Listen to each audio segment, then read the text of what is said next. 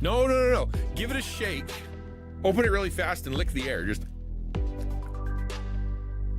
Will it stick to your fork? No, it's not sticky. Nope. Ow, that was like a rock. I just hit myself in the head with a rock. Into the hole. Boink. Oh, there's fall damage. Everybody. Cut me off, sir. Sir, I need it. How do I take this guy down? Not like that. What if I jump on him? Can you stop, drop, and roll? Are you bleeding, sir? I'm here to help. Are you? And if you look at what AI is doing for, you know, for the people that are kind of losing their mind in psychosis, you end up going, okay, well, yeah, but those people are already kind of crazy, so they were already sensitive to it, and they, you know, it could have been. But then you don't realize how it's affecting you. It looks so gross. Why question? Because look at it. That's why. It looks like, dude. Tastes like chocolate pudding, though. Mmm, that was yummy.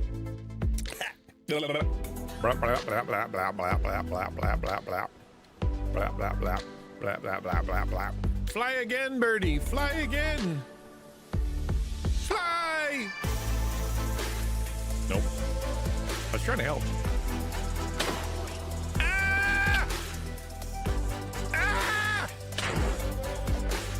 Ah! No! This place sucks. You know, if he'd have done it right, he wouldn't have had to die on the cross, or he would have had a lot more friends, or the Pharisees would have listened finally, or he would have had, you know, a better experience with his family, or a better experience with his hometown. Like, if Jesus would have done it right, then he would have had as many people mad at him, or many people misunderstood him. All he had to do was explain it this way or see it this way. That's not how it worked. The plan all along was a man of sorrows while acquainted with grief, a man rejected. You know, that was the plan. And sometimes that is the plan. You're not. I was going to say you're not alone. In your loneliness, you are not alone, because other people are lonely, but then they're alone. So you are alone in your loneliness, and we are not alone in the fact that we all are lonely. Does that make sense? That totally made sense. No need to explain. Want to play? Let me have it. What's your problem? Why are you blinking? I'm not. Capitals strikingly attractive. I'm above average, but I'm not a head turner. There's no way I can respond to that. That is gonna get me in trouble. Nope. I have gone through the options. I've played through the situations and all the scenarios, and there's no way to respond to that in a way that doesn't get me in trouble somewhere. So I acknowledge it, and we're moving to the next comment. And I already shook it, and the lid was off. Oh man. Oh, that was super smart. I don't know if you guys just saw that, but I literally just poured lemonade all over myself. If you're driven by fear, oh, I can't do this and I can't do that and I can't do this and I can't do that, then your God's really small. Your God's really small. That's fun. Oh, ow. My face. She said ow and I said ow. Nothing here. I'm enjoying this. To do the underground loopy doop, so I could learn how to zip zap with the electric bibbly bobbles. The guy who did the sound knew what he was doing. That's all I'm saying. If he was trying to evoke emotion, he knows what he's doing. If this was a movie and they used that sound effect, I don't know if I'd be able to function. No! Where did you come from? How did you come from? Parrot, no! Parrot! You were so young, so beautiful. Ah, they keep coming! Why are there monsters everywhere? Ah! Two little girls at the same time. You should hear it when my daughters sing together. It sounds like it's terrifying. It sounds like it could be good, but no, it's not. I swear they sing extra slow just to freak me out. Like, it's like the worst scene in the scary movies is playing out in my house right before me and with my daughters. And I'm supposed to be like, oh, that's nice. And I just want to be like, no, cast thee out. That's the bathroom. Bro. Oh, he's I feel it, man. We've all been there. Probably take your pants off. It would really help. Fiber, my dude. Fiber and water. That's what you want. Fiber and water. Yeah. Hey, you need some ether? Oh, it's a drug dealer. Let's go. Or opium. The first hit's free. No, thank you. I don't need opium or ether. I need a certificate. Are you some tower snoop? Just kidding. I don't have any drugs. Leave me alone. Nothing to see here. Does that work? Hey man, you need some drugs? No. Well, I don't have any anyway. Move along. Yeah, all right. We'll do. We need everybody needs someone like that, right? Because it's usually, oh, take care of yourself, and then you go destroy your mind, body, and soul, and you come back, oh, that's too bad. Go take care of yourself. You need that person who's like, you're not taking care of yourself, you big stupid tool. Go eat a vegetable, go for a walk. We need someone in our life like that.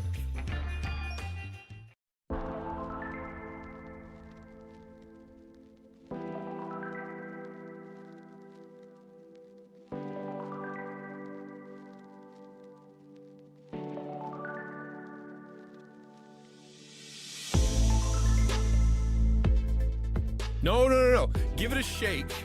Open it really fast and lick the air. Just.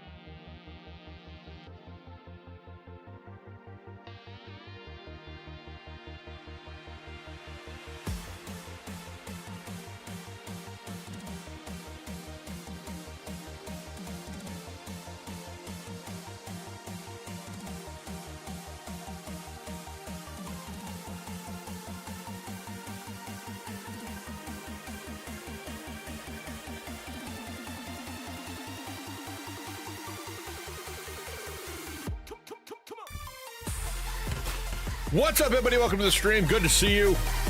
Hello.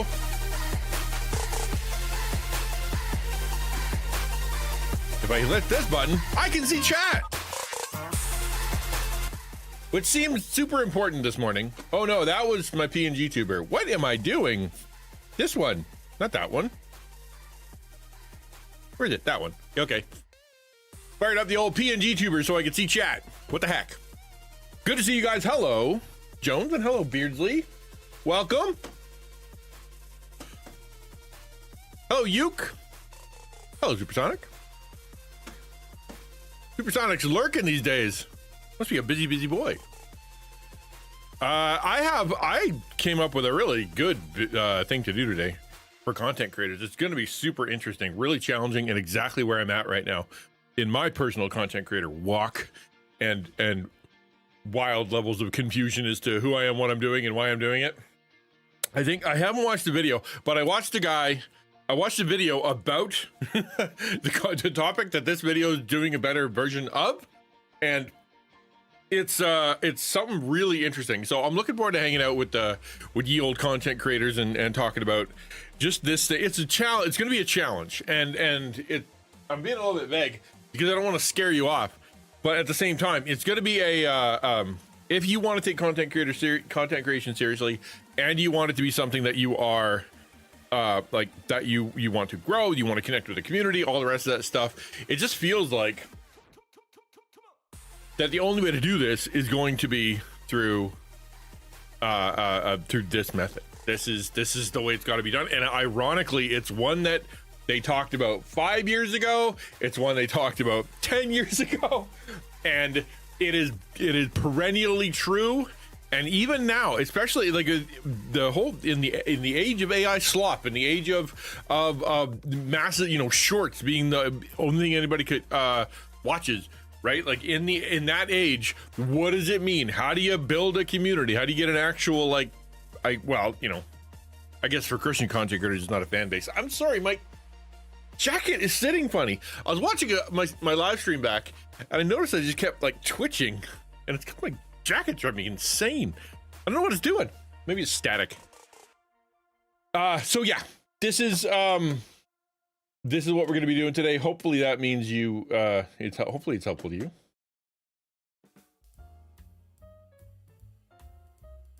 But before we get in there, how's your day? How was yesterday? Did you guys get a day off yesterday? We had family day. And so because it was after the weekend and blah blah blah, I'm like, you know what? I'm just gonna I'm gonna take the day off, gonna hang out. Ironically, we said this in the morning, hey, it's family day, we should do something. Cool, I gotta go do this, okay, let's take off, do your thing. And then like 9 hours, 10 hours later, you know, someone's like, you know, we forgot to hang out. We all did our thing. And I'm like, yeah, right. Yeah, what do you want to do? And so we ended up doing something we've been doing a lot lately, which is like online quizzes, just like YouTube quizzes. We started with one that was about art. Then we moved on to another one that was more general knowledge, which was a ton of fun. And then what was the last one? Something. Music. Oh yeah, finished the line from this song from 1985 to 2020 or something. And it's like, man, that was it was a lot of fun. And what's cool is that because, you know, like we try to get the swing of general knowledge so that everybody can kind of, you know, participate. But what's funny is that like years ago, you know, not that many years ago, my kids didn't know nothing. Just like general knowledge, like Trivial Pursuit and all that stuff with kids that are like 14, 15, 16 years old. Pointless, utterly pointless, because they don't know anything. And but now that they've, you know, done a little reading, done a little living, done a little life, done a little learning, there's some little bit of competition, which is nice. Plus, I learned that I stopped listening to music in like 2009, and apparently haven't heard anything new since. Because as soon as they passed 2010, I'm like, I've never heard that song in my life. I don't even know what you're talking. Like, what is this song? How did this song exist? Like, I've heard of the artist, maybe, but yeah, I am that old fuddy-duddy who's like, music was better in the past, and you know, like I'm still hip. Turns out I'm not at all, because all the music that's like within the last 15 years I haven't heard any of. Well, to be honest, I don't listen to a lot of music. Like if I listen to the radio, it'll either be the news or classic rock, or I will let my daughter pick, and she'll pick K-pop every time, or I'll let my son pick, and he's got like this alt kind of, you know, like Grimes, that kind of stuff. That's what he listens to. And so like it's not really my fault. I don't know where they get it. I think they listen to like the popular radio station now and again, but even still, it's just like incredible how little I knew and how little I was. It's bad. So anyway, I'm fine with that. It's all fine. That's fine. So what we're going to be doing, I don't want to get too far along here. Hello, Magic and Twilight. But I want to be able to kind of introduce the topic. I've got a skit, like a little skit to show you, and that'll introduce the topic, the concept. I'm stealing this all completely from Zach Busey, by the way. Zach Busey is tos.gg, which I strongly recommend everybody who's even has a glancing interest in content creation goes and signs up to that. He keeps track of stuff that you've never heard of across multiple platforms. He is a streamer, he's a YouTuber, he is a content creator. He's not huge either. Like he's not like 100 million people. He is like legitimately plugging away like one of us. He just happens to be plugging away and has a lot more brains than I do. And so I like watching him, and I like learning from him. He mentioned something called Own Your Audience, and so I'm like, he did it okay, like it was like a 5-minute clip where he's kind of talking around it, but then I'm like, there's got to be a better video on there about own your audience. And so I went and found it. It's long, like it's like 36 minutes long, but I'm like, this is something I need to learn. This is something everybody needs to learn. And I think it especially behooves Christian content creators, because we always talk about how we want to build communities. We want to bring people, you know, along, not only to help them get saved, not only because they, you know, they need our help or they need, you know, charity or something like that, but also because, you know, we want to build relationships that are more than surface level. Like, we don't just want fans, we don't just want followers, we don't just want views. We want to get to know people. Like, we want to really impact lives. And so how do you do that on a personal level in an age where nobody knows anything about anybody and nobody's following anybody? And, you know, like, we're going to see it in a quiz in a clip in a second, but how do you do that?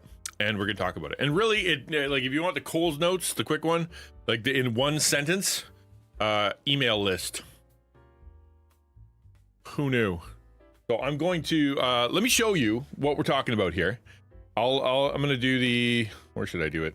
Probably here. Yeah, that'll do.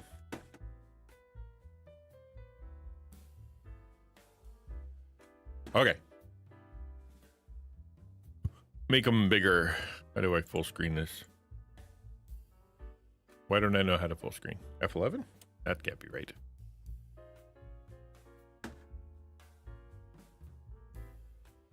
Does it not have a full screen button? Are you kidding me right now? There, take that.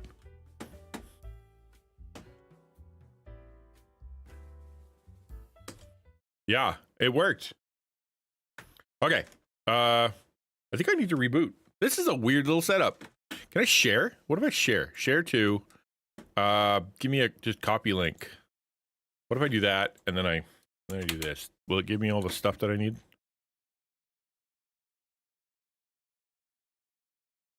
It will not. Weird. Okay. Well, here's the clip. Should be good enough. Oh my god, I think that guy's famous. Oh. Back over there in the brown. Look. Who is he? He makes like cooking videos. Yeah, what's his name? You don't know his name? Oh my god, oh my god. How famous can he be if you don't know his name? I see his videos all the time. Check your following list. Well, I don't follow him. What? Why do you care if you don't even follow him? Because I... Okay, hold on. No one else is even looking at him. How famous can he be? Check your like videos. I don't like videos. What? You don't press like on any video? I mean, yeah, I'll like some videos if it's like really good. What are you, some kind of like critic? You think your likes are worth more than everyone else? Do you think I should go over there? And say what? Hey, I vaguely know your work. Hi, I'm a big fan. What's your name again? Yeah, you're right. I'm gonna go over there. No, that... Good luck. Hi, sorry, I just wanted to say I like love your stuff. Oh, thanks. Yeah, me and my friend, we were just talking and Oh my god, your friend. I know him. Isn't he famous? Kinda, he's a comedian. That's right. Oh my god. I love his videos. Huge fan. Huge fan. What's his name again? So that's the point. So the idea is that is the universe in which we live. That is the soup in which we swim. And it is true, right? Like, so if you, it's not like content creators are any better at this on the other side. Like, if you ask any given content creator, like, who's your favorite content creator, they'll probably be able to name, like, I'll be able to go, I really like Donkey, and I really like Game Ranks, and I really like, you know, like, you well, exactly, vaguely recognizable. Like, I know my few that I really like, but when it comes to like the shorts that go by, like if I'm sitting there scrolling shorts, and we talked about this over the last couple of weeks, you know, just sort of my crack addiction to shorts, that I got to be so careful, because if I turn them on, I can't stop. I will see the same kind of content creator come up, and as the algorithm learns what I like, keep kind of feeding me the same stuff. And, you know, like, some of these are really intricate, like, you know, Rube Goldberg machines and like really like well shot skits, things like that. I'll see it, off it'll go, and it'll come back, and it'll like, she said, like, you know, great, I love it. I see him again. The algorithm feeds me again. Do I hit like on occasion? I've tried to do it more. I've tried to hit the like button more to say, not only to the algorithm that I like it, but also because I know for me as a content creator, it really helps. but then I I don't know who they are. I don't know who they are. No. And so even more, not only do I not know who they are, within 10 scrolls past, I probably can't remember what that video was about. Like it just kind of washes over and it's gone. But so the question is, not only for us as content creators, not only living in that environment where that's how people consume content, how do we manage that? So we're gonna watch a video called "How Smart Creators Will Grow an Audience from Zero in 2025." Now, this is a year old, but the only thing that's really changed. Hello, LT. The only thing that's really changed is the AI slop, which just means everything got harder and grosser in shorts. Right. But it's not different. I still think it's very applicable. We're gonna watch through this. I'm gonna eat breadsticks while we do it, and then we'll comment along the way. Yuke says, however, if anyone ever said, "Hi, I recognize you from the internet," unless you were a bad meme, you're gonna be flattered. I've had that a few times. People coming, are you, so and so, and cool. Yeah, that's really neat. Usually it's like, I read your book, but it's not, I just watched your channel. Nobody around me watches my channel, not even my family. So, and they know who I am. Not that they care. Okay, let's, I'm gonna flip over here again. I'm gonna push play. Again, like I said, I haven't watched through this one. I watched a video about the topic. This is the best video on the topic by somebody who's a leading expert, and supposedly. And I went through the synopsis and went through the, the AI summary and whatnot. I'm like, yeah, that's pretty much what we need. Probably a little longer than we need, but you know what? It'll give me more time to eat breadsticks. So let's give this a watch. And along the way, if you have something to say, or you want to comment, or you want to, ask a question or pause or say that was a good point or whatever, please do.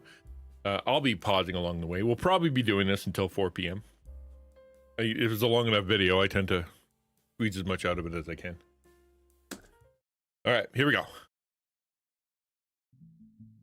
Follower count doesn't matter anymore, and there is a new way to build an audience. Well, it's not really a new way, but it's a way that smart people are building audiences. This is what intelligent creators are going to do in the future. So we're going to talk about the ins and outs of that throughout this video, but we really need to preface this with a part of my story first, and how in the past I absolutely hated social media. I didn't want to be a part of it at all, and now it's one of the most meaningful and fulfilling things in my life when most people still think it's toxic. And it was the key to my freedom in many aspects. Got me out of freelance work, it allowed me to do what I want full time, I got a lot of my time back, so let's just get into it. I started writing on social media because I wanted to do what I want. I feel like that's why most people are here watching this video, but writing wasn't my first attempt at freedom. And before then, I didn't realize that writing, the skill for English majors and academics and technical writers, was the ticket to doing what I wanted with my life.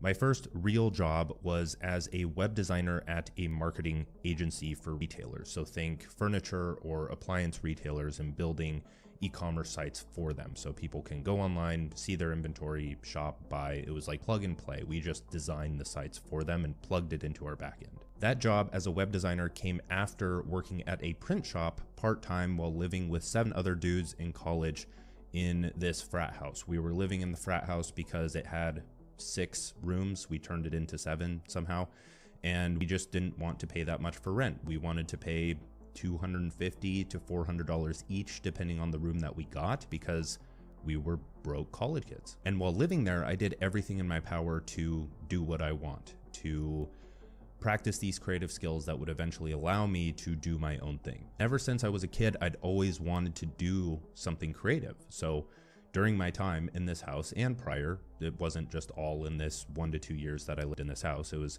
all over the place, but I tried everything from photography to digital art to drop shipping stores to full-blown e-commerce stores, like selling minimalist leather wallets and blue light glasses for. So I can really vibe with a lot of what he's saying because I've done all the same thing, right? I've written stuff. I've had blogs. I've had podcasts. I've had newsletters. I've had 2 different Etsy shops where I was selling selling 3D prints, and I was selling the figurines, and I was selling, all kinds of stuff. I started up making dice, like polyhedral dice sets. Was making those, selling those. I've done what else have I done? Like obviously I was a pastor for a long time, so I had, the quote unquote real job. But then at the same time, all the way along there, I was also trying to do social media stuff, ineffectually, really, but as much as I could in the little time that I had. And and I've tried to do a bunch of different things, and this is actually where I'm at right now. Is I've tried to do a bunch of different things. I think I've done a few of them with a bit of skill. It's not like I'm completely inept when it comes to how to write or how to make a video or how to record a podcast or how to do a live stream, or I feel like I've got decent skills. I wouldn't say I'm great at anything. One of those jack of all trades, master of none situations. But I think I try my best. I've spread myself too thin many times, right? Trying to do it all, whether it be, trying to have the podcast, which we did at the same time as having the videos, which we did at the same time as we were doing the live stream, which we did at the same time teaching the class, which I did at the same time of writing things with a blog, which I did. And at the same time of doing, trying to plan events, just I was doing all this stuff at the same time, and a lot of it was falling by the wayside. I couldn't do, I tried to get help with a lot of it. I need a video editor, sure, I'll help. And then they don't, try to get a podcast editor, finally get a video editor that, or not a podcast editor, and he's doing a great job. But then I'm trying to feed him the content and create stuff at the same time during the live stream, but also make the live stream. It's been a whole, plus, Discord, Patreon. Yeah. So all that at the same time, all in an attempt to do, hi Quiz, to do something. And over the last 5 years, I have been pruning so trying and attempting and pruning the kind of things and trying to find out where I'm at. What should I do? What should I pour my time into? And I've been cutting a few things. We cut down the podcast. We're not doing that anymore. I've changed how my whole website even looks. I've changed it into a different kind of thing, different kind of format. I have pulled back on the class over the years. I have pulled out of. I don't have my own Discord anymore. I've changed to doing a YouTube series that I pre-write instead of doing trying to figure out shorts and videos and all that stuff from the stream. I've changed a bunch of stuff to try to make it better. And I had a conversation recently with someone who knows what they're doing and is a very cool person, long in the tooth and extremely intelligent, very, very, very, very good person. And they were like, I think you have two main issues, and it was cutting. It ruined me I still am trying to recover from what he said. You had two main issues. Number one, you're branded completely wrong. All the work that I'd done and all the rebrand that I just did and all the graphics that I've tried to do and all the ideas I've come up with and like all of that. It's wrong. Your username is wrong and your graphics are wrong and the name that you have, for your YouTube channel and the stuff it's all none of it says what you want to do, and none of it really connects to the things that you told me that you are into, or the things that you want, the people that you want to serve, which is ironic because, when I talk in the book about, really getting to know getting to know your audience, being able to really kind of laser focus on who they are. I thought I had, right? I really did. I thought I'd print, I just did a big rejig here, a few months ago to change it all to rethinking influence. And it's no, that was wrong. Your branding is bad. And two, you are doing the wrong things. He's like, the list of things that you do compared to the people that you say that you want to reach, you're not doing the right things. And so therefore you should cut this and consider cutting that. And do you really need this? And so in the last, I guess less than a week, I thought through literally everything, right? Like everything from, am I done with taco? Am I done with live streaming? Should I, like just cut out what needs to disappear so I can laser focus on the people that God has called me to serve, or that I believe that God has called me to serve. I wrote a whole thing, and I sent it to my pastor and pastors to talk about, because I believe it was, like pretty accurate to where I was at. Like, yeah, I had so many things going on. I actually texted somebody at one point, and I'm like, here's an idea that I have after another idea that I have, which is the changing of my idea that I had last week. And the person was just like, don't send me any more ideas. I'm done listening to your ideas.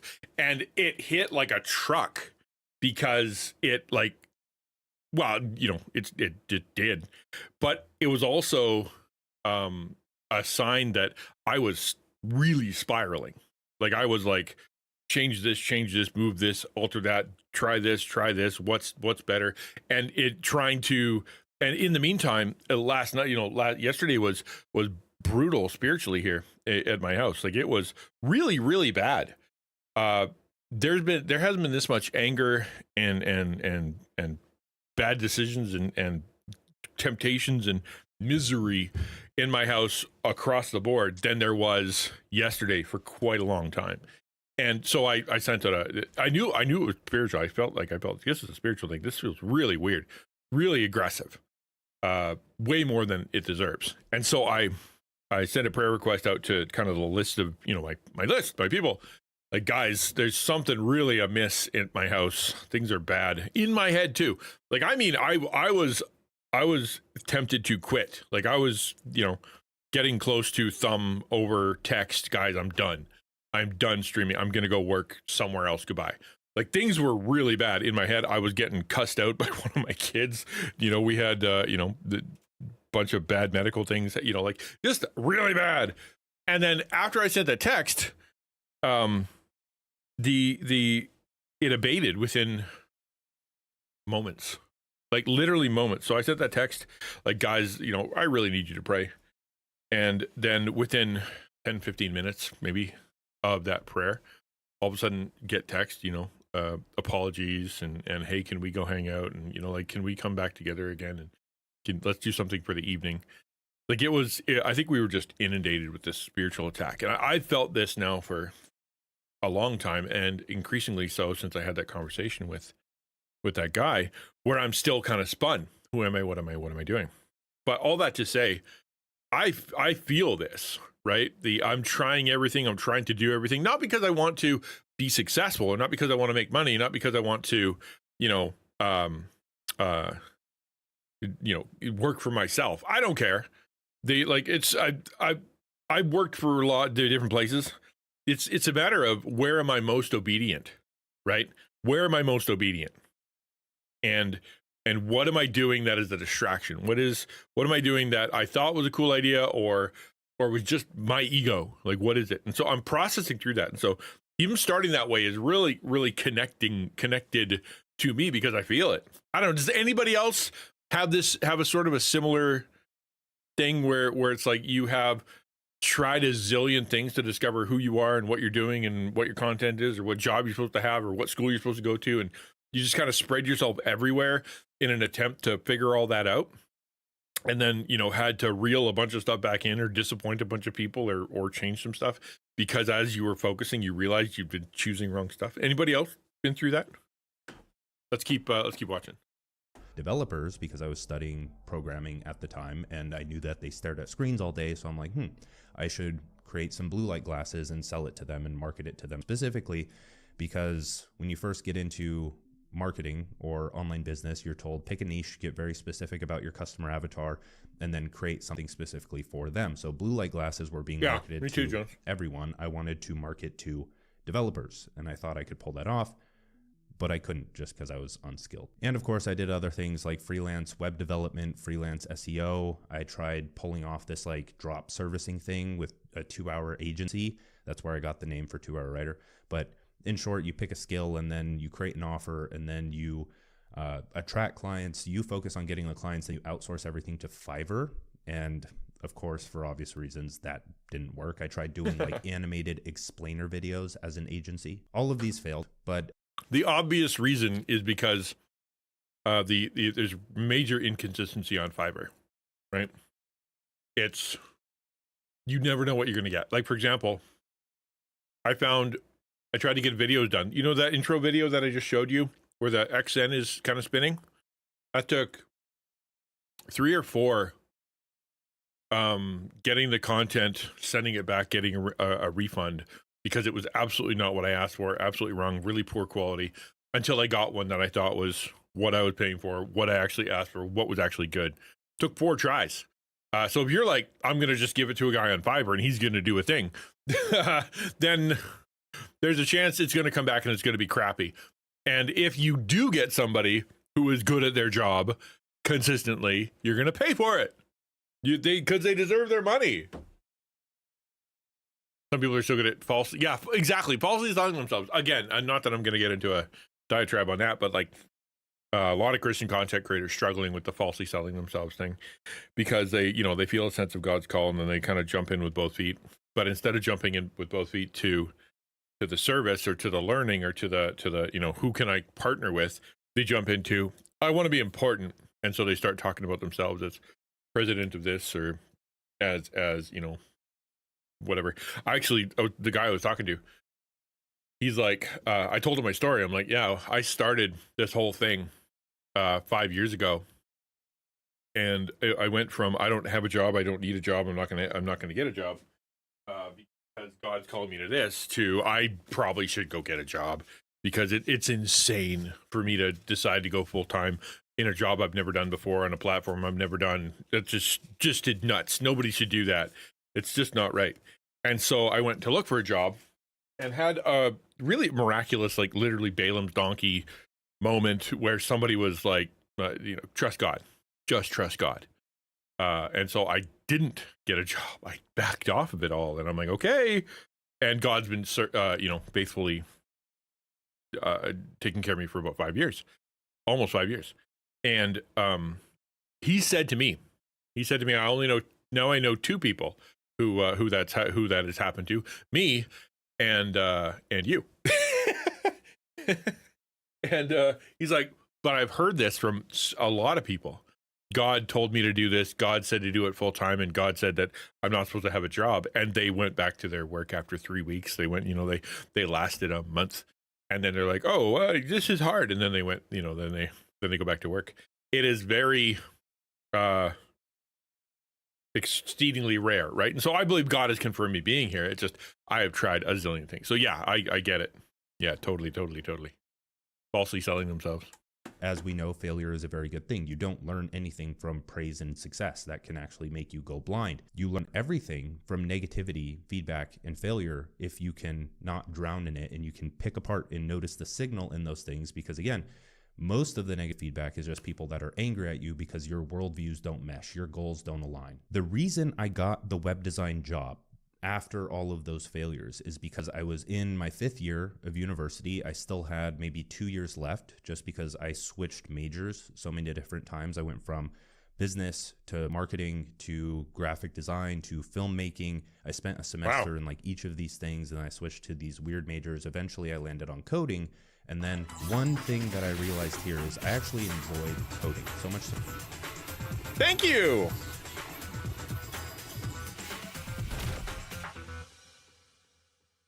Yes, thank you for your support, Shadow. I really appreciate it. I'm working on it, man. It's hard. It's hard right now, man. Really hard these days because I don't know what I'm doing. We're racked with it's just so much going on in my head. Bivocational isn't necessarily easier because it's a constant tug of war. Oh, dude, yeah. But I'm not saying it's easier. I don't think either one is easier. It's hard. I think trying to do something brand new versus trying to, just be on both sides of the fence. Yeah, both are going to be really hard for sure. And thank you very much for the sub, Shadow. Much appreciated. None of us know what we're doing, but the Lord is faithful. There you go. Amen. So that I was just learning in my free time. I'd go to the library after class and I'd learn on my own.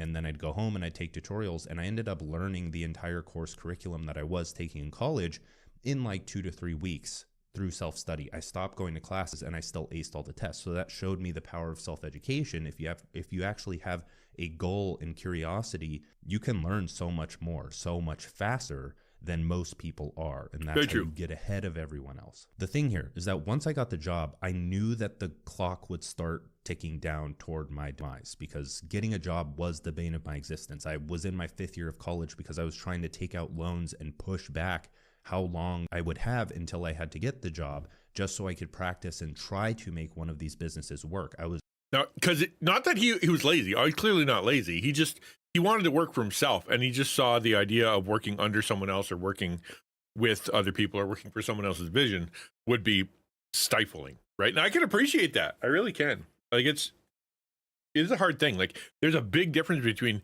me as pastor of churches that were established for 212 years versus me starting my own channel, starting Taco from scratch. They both have their own challenges, but like, I was pulling someone else's vision along. I was coming alongside where a bunch of problems were already settled, and without the power, the influence, or whatever, to do anything about them. And it's a very, handcuffing experience when you come along with another organization, especially if you are just born to freelance. frantic, like trying all of these different business models just for one to work before I had to get a job.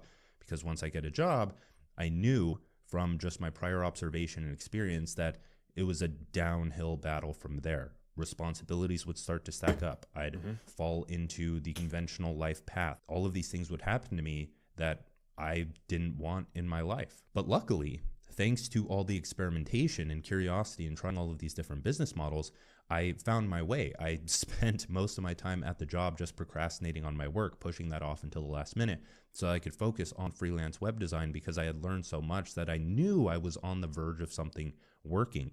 And so freelance web design, I ended up making work pretty well after a few pivots. I started out just selling typical websites. That worked. I landed some clients from referrals, and then I got more specific with the system that I was offering, similar to how I teach now, and started targeting someone more specific with a specific system based on the skills that I meshed together. But the thing here is that at this time, I was still working full-time as a freelancer. I still hated working on projects that aren't my own. So that's when I finally came around to social media, what we're talking about today. It was the key to my freedom. So after a few months of scrolling Twitter in early 2019, I realized something.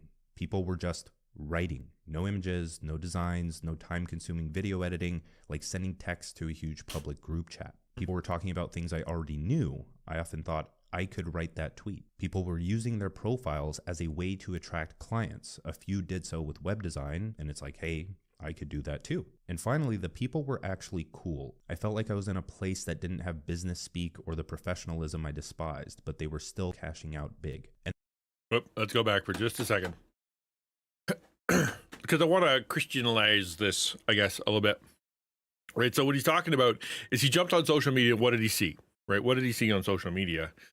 People were just writing. Right. Which is an ironic thing, because we as on the outside here, and maybe it's you, because I don't see writing. I see artists all the time. I see people who are very skilled at music and skilled at art and skilled at video editing, or doing something insanely cool, or having some kind of really rad idea and filming it, or being super athletic. Like, I see the exceptional people who are super good at stuff. But he's got a point that overwhelmingly online, there are a lot of people who are just like, their main thing is they just say a thing. That's what they do. They throw out a tweet. They throw out like an Instagram with like a quote in it.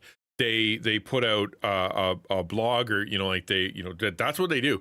Their main contribution to social media is text, and that is kind of true over still today, right? As much as we are AI slop video, as much as we are, in sort of the bot apocalypse of the internet speaking to each other. Did you hear recently that Meta actually decided they filed for a patent that would let them continue deceased people's content after they died, And their argument was that, you know, like it's really rough for people when their parents die or their friend dies and that person stops posting. So they want to create like an AI system that will mimic your friend and post on their behalf post-mortem. Like, it's bananas. So like it's going to get worse, and it is getting insane. But people are still, even today, in the realm of video, in the realm of audio, the core of it all, even the best YouTube videos are well written. The best content that you see is planned well in advance. Like, it's not just people doing stuff, live stuff. The writing still matters. If you watch some of your favorite comedians, right, they are written like to the microsecond. If you watch some of these great, like really good, I think of Drew Gooden, right? He writes every word. He knows exactly what sure, there's maybe a little bit of ad lib, but he plans, right? Like it just makes it better because he's writing. He's basically reading you something he wrote, but just doing it well. Someone got the live removed for breaking the YouTube community guideline, and it's not you, but someone did break. I believe it. Hey there, system. Yeah. People were talking about things I already knew. Austin thought I could write that tweet. Another thing, so this is one of the things that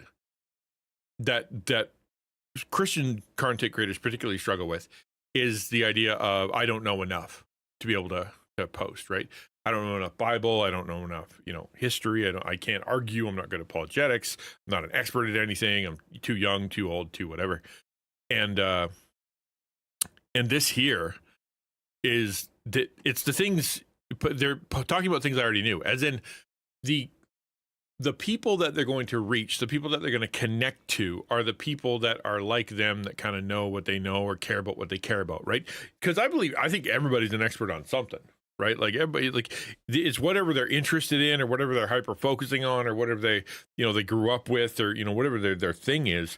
They may not know a lot of general knowledge. They may not know a lot of like the other things, history or philosophy or whatever. But if you're like, how do you fix a car? What do you know about Yu-Gi-Oh?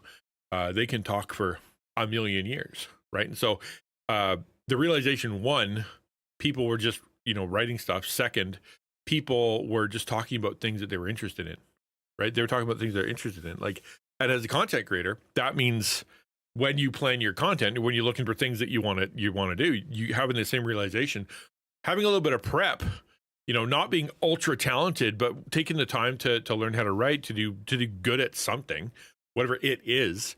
Maybe you're good at video editing, maybe you are good at drawing, maybe you are good at writing, whatever. But I only have to do the one thing. I don't have to do everything. And I only have to do it about stuff that I know about. And I can bridge that into something else, right? People using their profiles as a way to attract clients. I can bridge what I already know and that one skill that I have into relationships, into things that I can bigger conversations, longer conversations with the community that I'm building around this one thing that I actually know. And the people are actually cool. Felt like I was in a place that didn't have business speaker professionalism I despised. They're still cashing out big. So I think that what that means is everybody was being the thing that attracted people was authenticity, which I think Christians have in spades. If you're a good, a real believer, how do I put this? Like if you have changed, if you are showing the fruit of the Spirit, you are the idea of being a fake person, the idea of being a liar, putting on airs or being afraid of what people might think and all that stuff. It's less important because you are servant-hearted and you're trying to be humble and you're trying to, you're not trying to be highfalutin. And so therefore your predisposition towards, speaking in colloquial language or like speaking like everybody else is enough. But I think that's a really big deal, that if you are a content creator and you're a Christian content creator, be able to go, hey, I have one skill and I have one really big interest. I think it's going to, I can use that to attract a community, and I can do it in a way that isn't hyper professional or business speak. I can do it in a way as being me. That's huge, because a lot of the mistakes that we make, and I'm talking about my own mistakes too, right? What are the things I'm good at? Well, like I said, jack of all trades. I can do a lot of stuff. Like, I'm capable of a lot of things. But how much of it should I do? right? The things that I already knew. Like, am I talking out of my butt? Am I trying to say too many things to too many people about too much thing? Trying to pick too many people to talk to? People who were using their profile as a way to attract clients, like people who were the communities that I'm trying to build. Is it one? Like, is it one kind of, or am I trying to build 3 communities at once? And am I trying to be more than I really am? Like, am I trying to be myself, or am I trying to be someone else? Like, I think all those are mistakes that content creators make, Christian content creators too. So I'm looking forward to seeing what he says after he realized this. But they were still cashing out big. And that's when it clicked for me. It's like, wait, these people aren't sending cold emails. These people aren't doing omni-channel outreach with LinkedIn and all these other things that I grew to despise with freelancing that just took up so much time. And it's like, I don't want to spend 2, 3, 4 hours a day doing that meaningless shit. And at this point in time, I was young. I wasn't making that much money. I couldn't outsource it to a team. I didn't want a team. I wanted one thing. I knew it was possible with the internet. So the thing with people on Twitter is that they were just building an audience. It's like, that's when it all clicked. Oh my God, people can actually attract a following and land clients or have customers from the audience that they attract. And I'm like, holy crap. And again, to say, you as a content creator, like, what am I going to make? What kind of content should I create? This is why it makes me itchy whenever I see a content creator that's just like, what are you going to do? Well, I'm going to go onto X platform and just be nice and do what everybody else is doing, right? I'm going to go on Twitch and I'm going to play video games. I'm going to go onto YouTube and I'm going to, like, make videos. So what are they about? I don't know, whatever. I'm going to, I'm going to try to post inspirational shorts or whatever. Like, I'm just trying to do what other people are doing. And it's like, you realize, and this is his realization, the mind-blowing moment was, I can do things I'm interested in and build a community of people that are also interested in that, and have a lot more interest and a lot more passion, a lot more excitement for creating that content, and it can actually go somewhere, right? And like, if you are creating content and you are doing content you don't necessarily like, that you are kind of shoehorning yourself into because you think that's what you're supposed to do, it's hard to give yourself permission to go, I'm not going to do that. Like, it's really hard. Like, I just had to do it here last week. I had to simply say to the community, I'm not going to play Minecraft anymore. Right? Minecraft was a big part of I felt a lot of pressure all the time to play Minecraft, to have a Minecraft server, to make Taco a Minecraft thing, to have me be on Minecraft Mondays so that I'm on there, so to be on there and building and what, like, it's a lot of pressure. And I found that, like, as with any game, with anything, I'd be in fits and starts, and I'd be interested in one time, then I wouldn't want to play it anymore. And I found that it was not fun. I didn't want to do it anymore. But I kept doing it. I kept making myself do it until I just couldn't anymore. And so I had to say to the community, like, I don't want to play Minecraft anymore. I'm gonna pull back, right? I'm gonna try doing things differently and not trying to please the group that wants me to play Minecraft. And they're pretty serious. Like, I got some disappointed notes. Oh, that's too, that sucks. But I had to do it because it was something that I didn't want to do. Not that all your job is always going to be stuff you want to do, but when you're in this kind of area, you're going to make a lot better. You're going to make a lot better content if you're interested in it. That's for sure. Minecraft is a good example of not jumping on bandwagons and listening to what people say what they like. People said they wanted it, but they didn't join in. Well, that's the thing. Like, how many times you got to fail before you? Exactly. Although I did have a few people that were on there and interested, but it's like, and then the argument, well, if you were on there more than other people would have, yeah, you're right. But I think anybody, his point of going, you can, well, maybe I'm making a point off of his point, and that is, whatever you're interested in, if you're passionate about it, you're interested in it, and you are making content that is, valuable to you because you think it's cool, chances are there are going to be people out there that think that too.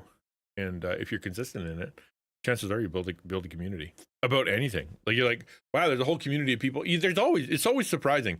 You go to like Comic-Con or you go to, whatever, and you go around the corner and there's an artist sitting there in a booth that you've never heard of, that you've never seen. You have no idea who this person is, that they even existed. You look at their art and you're like, who likes your stuff? and they've got a line. You know, and people are like, oh wow, it's so cool, and you were looking at it, you're like, I don't see any value in that. It is like a weird picture of some kind of Pokemon thing. I don't know what's going on there.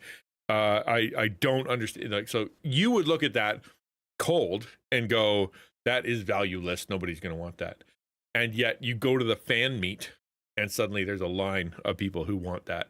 They're selling it. They're there enough that they're able to sell to make it worth being there and travel around. Like it is amazing to consider that you don't have to be, you know, Minecraft, Fortnite, funny guy, inspirational quote person. You can bridge the content that you care about, that you want, that you're good at, that you like, into something that turns into a digital ministry. It really can be done. All of these musicians chasing record labels and other things aren't paying attention to the opportunity right under their nose. It's like you can just build an audience based around your interests, and then your music becomes your product. And that's how you promote it. The same thing goes for writers or authors. If you want to sell a book, you don't have to go to a big publisher anymore. You just build your own audience. The same thing goes with any kind of independent work you want to do. You build an audience around you. The thing here is that building an audience isn't... So let me just pause there for a second, because I think one of the things that Christian content are going to rankle about is to build it around you. I don't want it to be about me. I want it to be about God. Don't want it to be about me. I want it to be about the community. I don't want it to be about me. I want to serve them. I'm not supposed to serve people, you know, like I'm supposed to, you know, hide and not serve. There is, in a sense, yes. I mean, you're talking to the guy who used XtianNinja because, you know, Matthew 6 impacted me so much I adopted it as my name. The idea of serving where nobody sees, giving where nobody sees, praying where nobody sees. And that's a big deal in my life. And yet at the same time, I'm plastering my face on things and I'm trying to grow people. So the way I reconciled this is not that people are coming to see me, but they value what they see me doing in the work that I am doing for the kingdom, right? I'm a conduit of the work, right? The reason that they come to XtianNinja stuff, or the reason that they read the book, or the reason that they go to the channel, the reason they do anything, is because they look at me and they go, that teaches me how to serve God more. That teaches me how to be a better person, or that shows me how I can learn more about God, right? It's not, I'm just the conduit. And the fact that my face is on it, or the fact that people get to know me, or the fact that they want to, you know, follow me, isn't me. It is just the thing that God has created me to be, to offer. I think in the Paul, you know, follow me as I follow Christ, isn't an arrogant thing to say. And it's not even saying he's perfect. He's just saying, listen, in the ways that you've seen me work, and the ways that you've seen me live, and the ways that I'm trying, you know, like I'm further ahead than you, so it's okay for you to be like, yeah, you know, what would Paul do in this situation? Which is different, because in a similar, you know, to the Corinthians, he's like, don't have celebrities, right? You know, it's not about Apollos, it's not about Paul, it's not about Peter, you know, like you shouldn't have a favorite and all of a sudden split over that, because they were idolatry, literally idolizing people, turning them into idols, and then dividing over them. That's not the point, right? People see your good works to the glory of the Father, yeah, but they can still see you as a content creator and appreciate you and want to follow you and subscribe to you, and, you know, like whatever, as a level of appreciation for the service you're providing. That's why I think that if you're not providing a service, you're not providing anything of value, chances are that's why you feel so yucky about what you're doing, because you're trying to gather an audience for no purpose. You're trying to create content that goes nowhere. You're trying to build a platform that contains only you. And it's not until you discover the why you want to build a platform, where you want to take people and what you want to do with them, that it starts to actually click, and you're able to kind of go, oh, okay, you know, this is why I'm doing it. Just having the platform, just having the content isn't enough. You have to have the reason why. People don't realize it's a skill. It's something that you can learn. It's something that you can study and practice and get better at. It's not something you just get on the social media and think, oh, these people are just catching on to their algorithm, they're all lucky. You don't understand it because you haven't studied it. You haven't practiced it. You don't know that it's a skill, just like programming or web design or anything else. Growing on social media, attracting attention to you, marketing is a skill. So this is when I realized that writing, of all things, something I never thought I'd become, a writer, was the key to my success. Because on social media, what do? You write. Even if you don't think you write, you're writing. When you're outlining YouTube scripts, it's writing. When you're writing on Twitter and not having to show your face, it's writing. When you cross-post those to Instagram, like a lot of people do, that's still writing. You're just putting it in image format. Real scripts, TikTok scripts, you write the script beforehand so you can actually articulate your thoughts, and you're not going into the video blindly and wondering like why you're not a good speaker. It's because you didn't write it out first. You're a writer. This is everything that we're going to teach in the Writers Bootcamp that starts very soon. Enrollment closes very soon, depending on when this video goes out. But I teach Prep, dude. That's just prep, man. And we were talking about that in class too. The idea of prep and just walking in blind is gonna melt your brain. You can't do it. You can't have excellence if you don't have prep. You can't have excellence if you don't learn. You can't have excellence if you're not studying. You can't have excellence if you're, and people will see through it quick. They'll come and be attracted to you even if you have good instincts and if you are funny, or if you are, you're really good on the fly kind of thing. They are going to connect to you in a way, but then you're going to run out of material real quick, because you're going to turn into a one-trick pony, because you're not adding to yourself more valuable things. You're not practicing, you're not studying. You have to. Well, but I only do play video games. Yes, but you have to practice and study. If you're taking it seriously, what is the community? How do I use Discord? What's happening right now in the world? How do I market? Can I get better at the editing the videos and whatever? Like, you have to be studying. Otherwise, it's not gonna go well. And I think too many Christians are at the point where they say things like, like if God wants us to grow, he'll grow it, and I don't have to put a lot of effort in, or because I don't have time, or because I'm XYZ or whatever. If God, I'm doing the best I can, but God's going to have to grow it. And you're not really doing the best you can. You're doing the minimum, and then trying to, keep all your other interests and keep all your other sins and keep all your other problems, keep all your other things that you want to do. And you're not really buying in. I don't think you can do that. I just don't think there's a way to do it. And again, I'm talking to people who want to take it seriously. If you're just like, on Tuesdays I stream because it's fun, I'm not talking to you. I'm talking to people who are like, I want to make a connection to people. I want to, help a group that I connect with.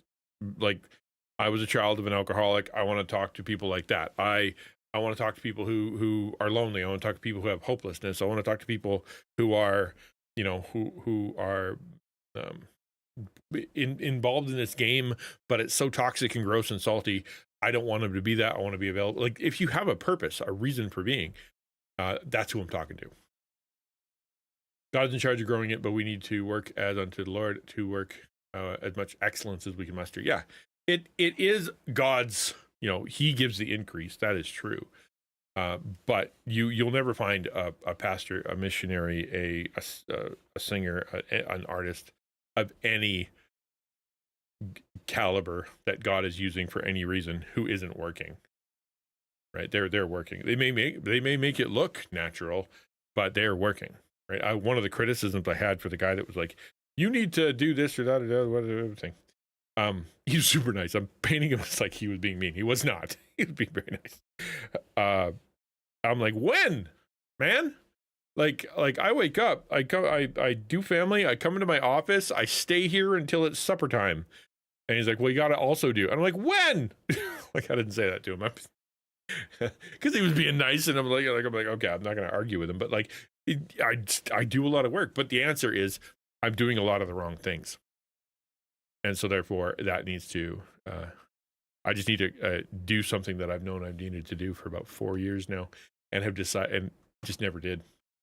But it's going to be coming.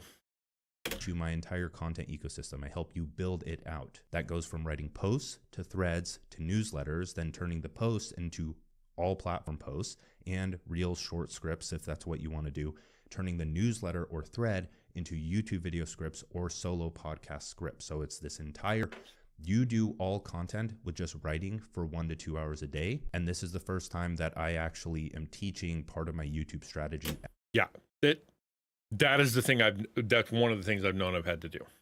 But I have been trying to be all things to all people and trying to do stuff that you know, I thought would be cool, or thought it'd be fun, or thought it was a good idea, or thought that's what God wanted me to do, or thought that the community needed, or thought that I could have fun with. And that whole, you know, like come up with an idea and then use it, not my forte. My forte has never been to grab one idea and just like use that idea and squeeze every drop out of it. My idea is, here's an idea, big project, here's an idea, project, here's an idea, project. And they exist sort of, they could have been something, but I never let them be something because I'm busy doing the next thing, right? It's a mistake that I've made that I will be rectifying soon. As a part of that. Link is in the description to that, but we'll get into the importance of all of this later in the video. We need to talk about the future of audience building because social media has switched to an interest graph, right? Twitter and other things, they used to be chronological based on who you follow. Those are the posts that you would be shown. But now interest graph, TikTok, Instagram Reels, other things have gained popularity, even YouTube algorithm. And now Twitter or X, the For You page has changed everything because now what you see are the things that you share and engage with more often, or the things that you give more attention. So this is, and I think one of the big shifts implicitly in that is they used to say, you know, like Twitter is for people who want to tweet and to connect with each other, right? YouTube is for people who want to have a channel, who want to share videos. We're a conveyance for that person. In other words, it was creator focused, right? This is about the people who want to send a message. This is about the people who want to make the video. This is about the people who want to create the podcast. This is about the people who want to. But now the platform is about the platform, right? They do what is in the interest of them. YouTube wants people to be on YouTube. They do not care about the content creator. They don't. They care about how they can maximize people being on their app. Same with TikTok. They do not care who the content creator is.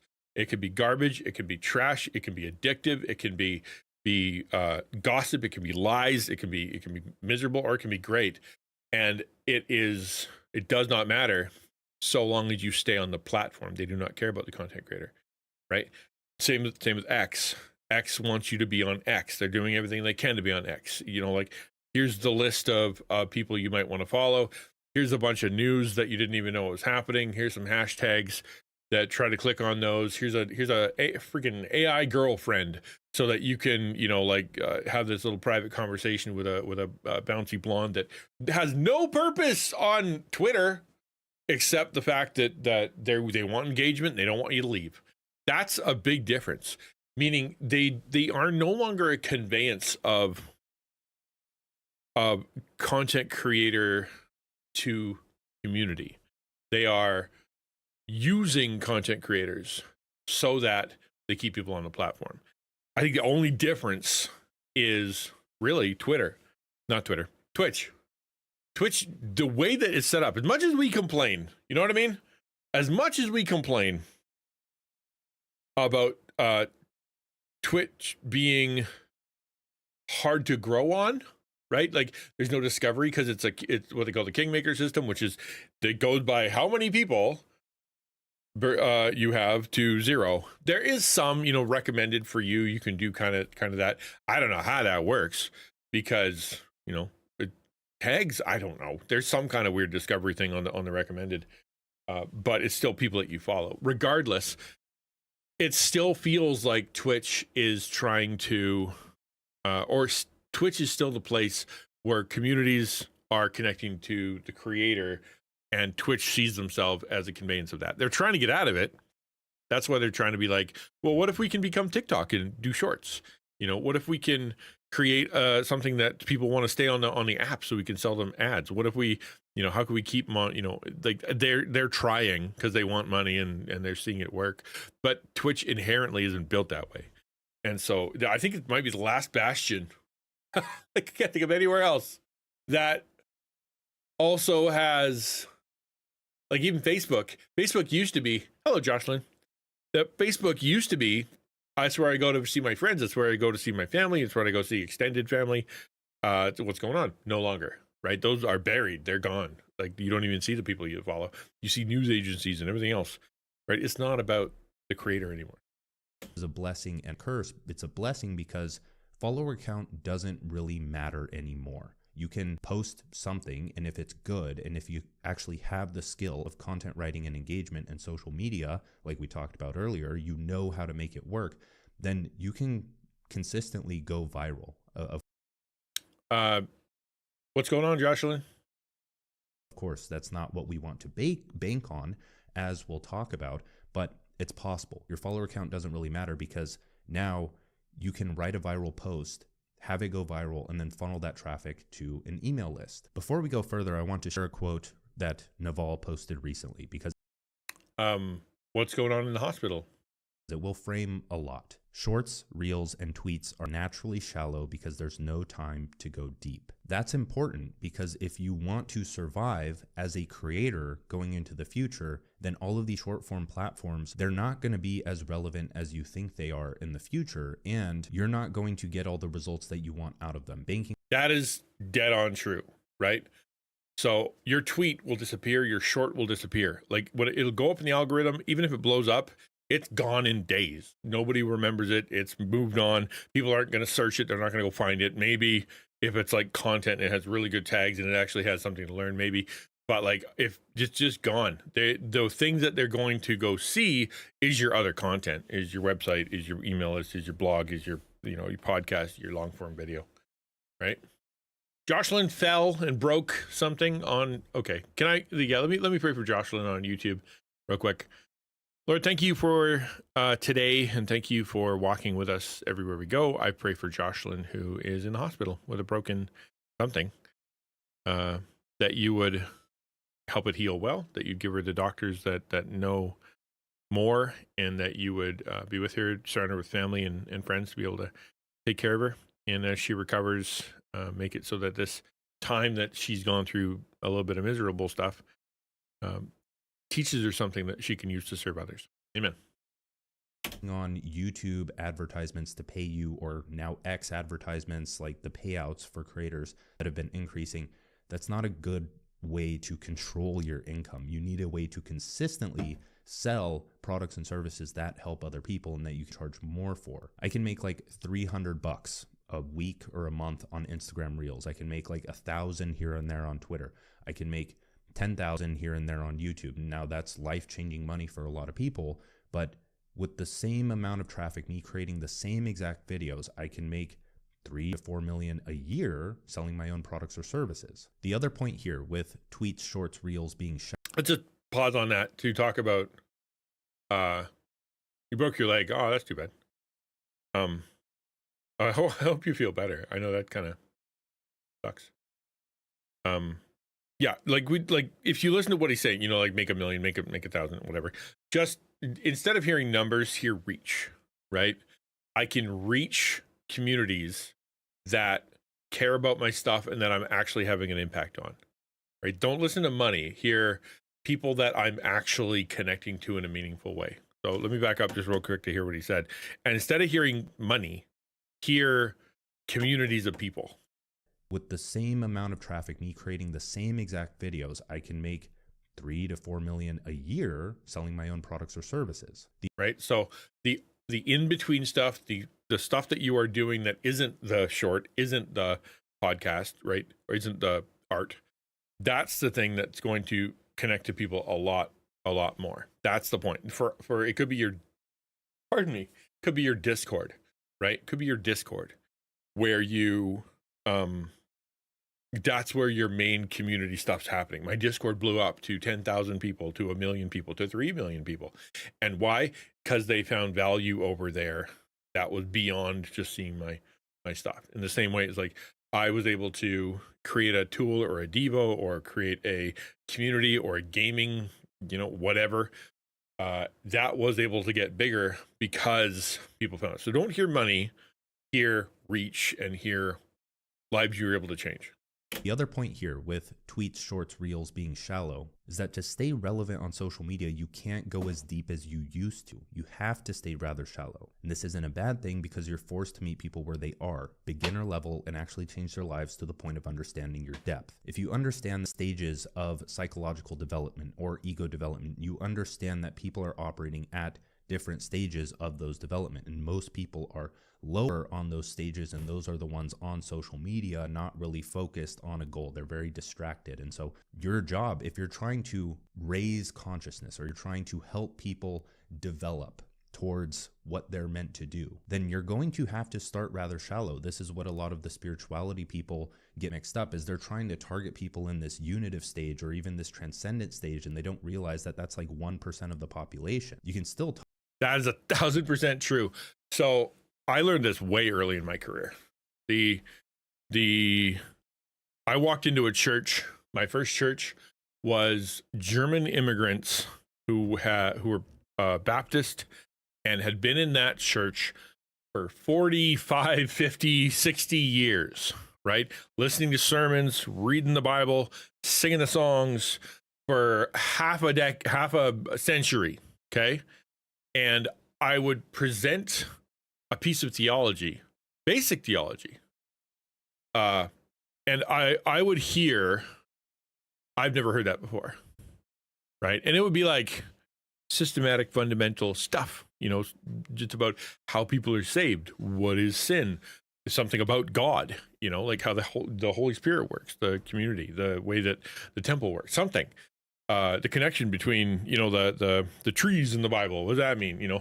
And it's like, there's no chance that your pastors over the last 50 years haven't mentioned this. It came up, I promise. But I had to learn that the baseline of people's knowledge about the Bible is like 0%. When I first started, my assumption was I can start with, basically these people know God, they know Jesus, they know the Bible, so I can tell them some of the more the deeper stuff, some of the bigger stuff. And regardless, it was something that they kept saying they didn't, they didn't. I'd go to the next, went to the next church, and the same thing, same church, next church, same thing. And so I wrote a book called it The Foundations, right? The Foundations. Okay, there you go. And what it is, so this actually started as a sermon series. It started as a 6-week sermon series. That was the plan. Just the basic, I was going to go talk about the basics of no, back up. I was doing a sermon series on what is the church, right? Because we were talking about membership. We were talking about, sort of life as what is that, what is, and what's a good church? And I'm like, well, in order to have a good church, you need to understand, kind of what a good Christian is. You need to understand what how you get saved. You gotta understand what sin, and so I backed it up. And I kept backing it up until I thought I'd reach bedrock, the zeroest point, that if you've never heard of God before, like you could start here, and that ended up being the mission. And it was like 26 weeks. So I started with a 6-week thing on, the church.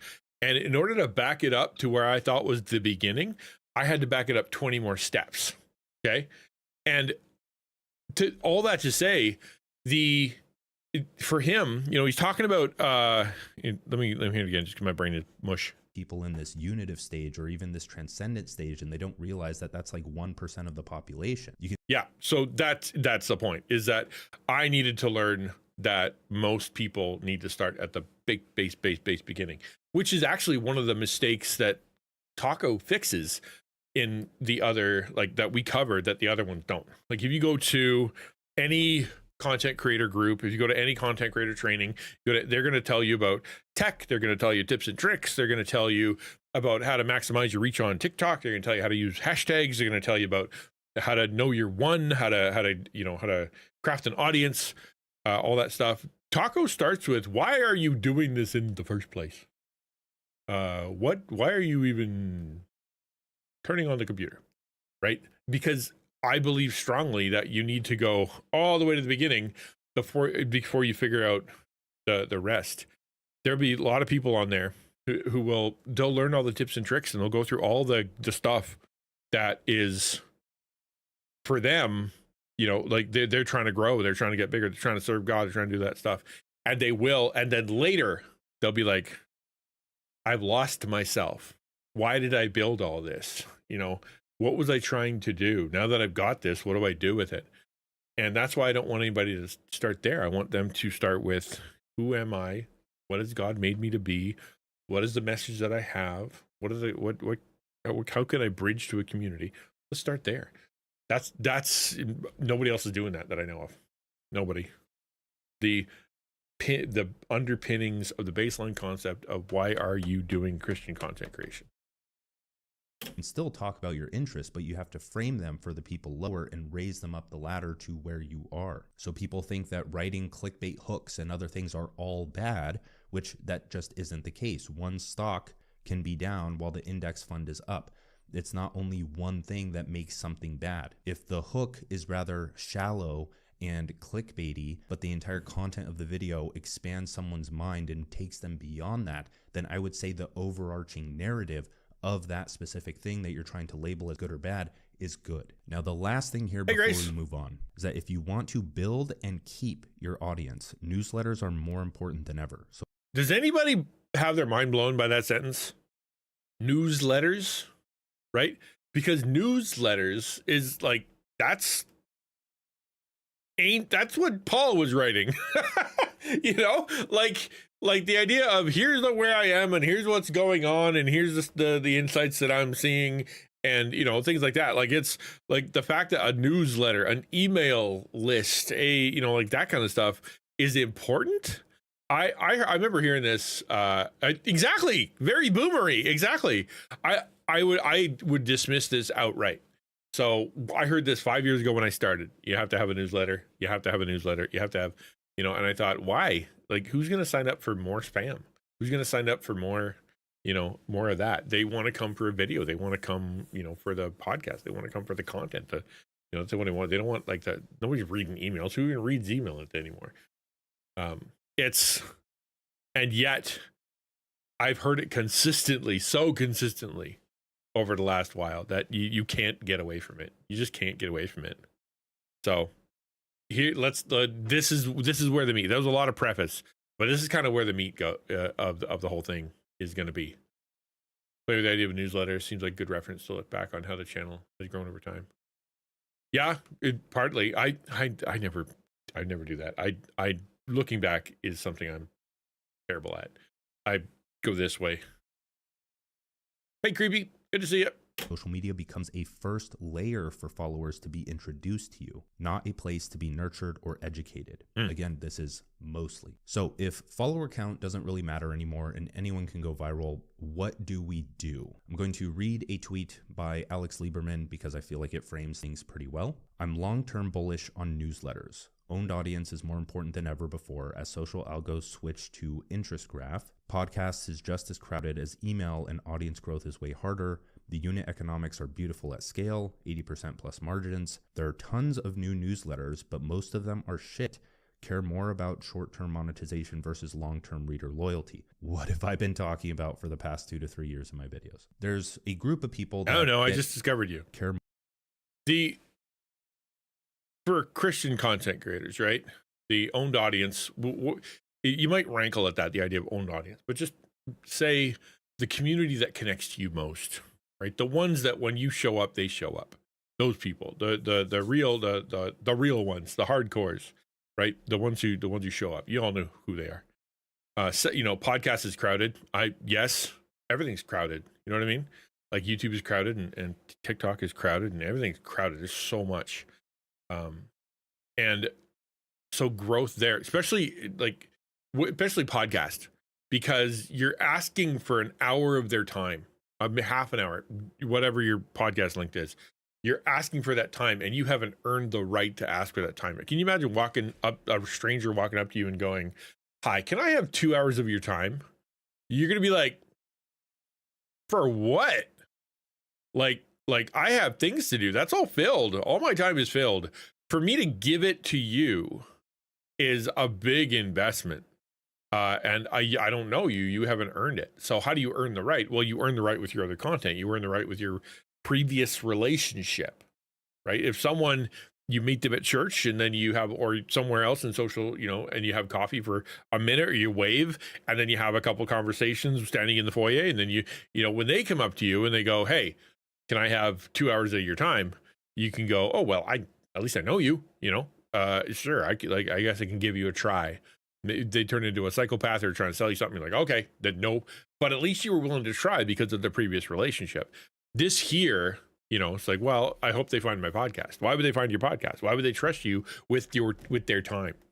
Have you earned it? Actually, old marketing advice is easier to keep a customer than gain a new one. Yes. Newsletter. Yes. Keep a customer than gain a new one. You're right. Or walking back to my apartment from my garage. All right, rock and roll, man. Hello, Prince Theseus. You're just in time for all sorts of things. There are tons of newsletters, but most of them are poop.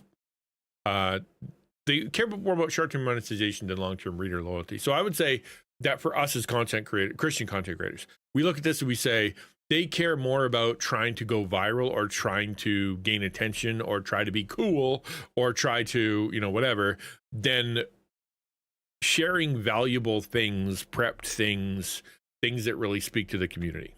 I know I struggle with this because I'm like, what do I think would, connect to the algorithm to grow, instead of what do I think the people who I'm trying to serve need most? I really do struggle with that. It's because I'm always trying to back and forth on who am I creating for? For me? Is it for the algorithm? Is it for new people? Is it for old people? Is it for discovery? Is it for the people who, like the people who currently care about what I say? Like, who am I creating this for? It's a lot. But if you, as a content creator, right, I will say I want to build an audience that actually shows up. I need to earn their time in order to do that. The people actually, if they do sign up for the newsletter, they'll actually read it. And if my newsletters are valuable, worthy, helpful, interesting, then there'll be people who actually care, and they'll come back, right? They'll read that, and they'll tell others to go read it. Hey, Raphael. More about short-term monetization versus long-term reader loyalty. What have I been talking about for the past 2 to 3 years in my videos? There's a group of people that get great success when they learn from me about writing and newsletters and other things like that. They really enjoy it because it allows them to express their interests. And then there's other more direct response marketing crowd that absolutely freaking hates that I write super long newsletters. It's actually kind of funny to see them whine online occasionally, but the thing here is they're sending emails out every day. It's very short term, very shallow. They're not really helping anyone. See my last video on the death of the personal brand, where they are the definition of like the cliche personal brand, where they aren't focused on audience. They don't care. As long as you join their email list and you get funneled into their product and they make $50 off of you, they're good to go. That's it. So they're incentivized to focus on these very, very shallow topics that target and potentially exploit problems in your life that don't really need to be solved just yet. Or it's super convicting, because if you consider the content that you're sharing, like the devos that you're writing, or the podcasts that you're making, or the title of your videos, or the why you do what you do's, if the error that I make often is that, what's the short-term issues that people have that I think, is going to catch some folks, versus what are the universal issues that people are really struggling with, that are a deeper topic. That I did that for 20 years, right? Like preaching is that you fight between, hey, there are new people here that don't know God at all. They're still newbies, or they don't understand the foundations. And there's people here that are going through really serious stuff. And there's people here that want, some meat. They can't do all that in one message. You just can't. you need to break it up over different things. Like, come to Bible study if you want to go deep stuff. Come to counseling if you got major issues. You know, come hang out with at the men's group if you want to get to know some friends. Like, we have to spread this out. You can't do it in one message. It's impossible. But you need somewhere that people are able to go to meet that felt need, that really deep stuff that everybody goes through. That's why I wrote books. They're solving the wrong problems. They're solving the problems that are going to squeeze the most money out of you as possible, rather than the problems that they deem important, or the problems that they value, but they don't have very many values. So for trust, authority, and leverage, long form matters more. For traffic, virality, and attention, short form matters more. The point is that both matter. If you rely on one, you limit your long-term success. Yes, you can talk about shallow topics on social media all day and make some quick cash, but you aren't building something that will last years from now, both in terms of digital and mental real estate. If you don't write long form, not only will you be forgotten in people's minds, but your business can be shut down by social platforms at the snap of a finger. If you don't write short, you don't build your audience. If you don't write long, you don't keep your audience. That's for us, right? Forge says, sorry if you're like way past the newsletter stuff now, but I want to mention something because I think you made a really good point and it made me think about it. Okay, go ahead. For us, consider different videos, right? If you don't do short videos, as in like TikTok, YouTube Shorts, Instagram Reels, that's where you're not going to find discovery, right? If you don't have long form or podcast or live stream, or, you know, like something that is, say, if you're an artist, the comic that you're making or the long-term story you're telling, whatever it is, you don't have that, the thing that they're going to go see to be like, well, this is why I follow, you know, because this reason, they're not going to stick around. And his point about, you know, all of a sudden TikTok's gone could be a thing. All of a sudden YouTube changes, shorts are dumb, and they just delete them. It like sounds crazy, but it definitely could happen. It didn't exist before. Now it just does. And there are other things that have disappeared, right? So there's a lot of truth for people who are very video based to be able to go, I need to have my shorts, but I also need to have my longs. And if you are a long form streamer that, you know, you do 2, 3, 4, 5, 6 hours, then you have really good meat, really good stuff for a community to come to, probably, I hope, right? There's a reason for being. But where do they go next? Now that you've turned on stream, where do they go next? What's gonna, do you have a Discord? Do you have a newsletter? Do you have something that is other kind of content? Like, where are they gonna go next? And how are you bringing people in? I know somebody who's just started a channel, and they want to do it professionally. That's what they want to do. They want to become a streamer. And I've said about 1 billion times, you know, where are you getting your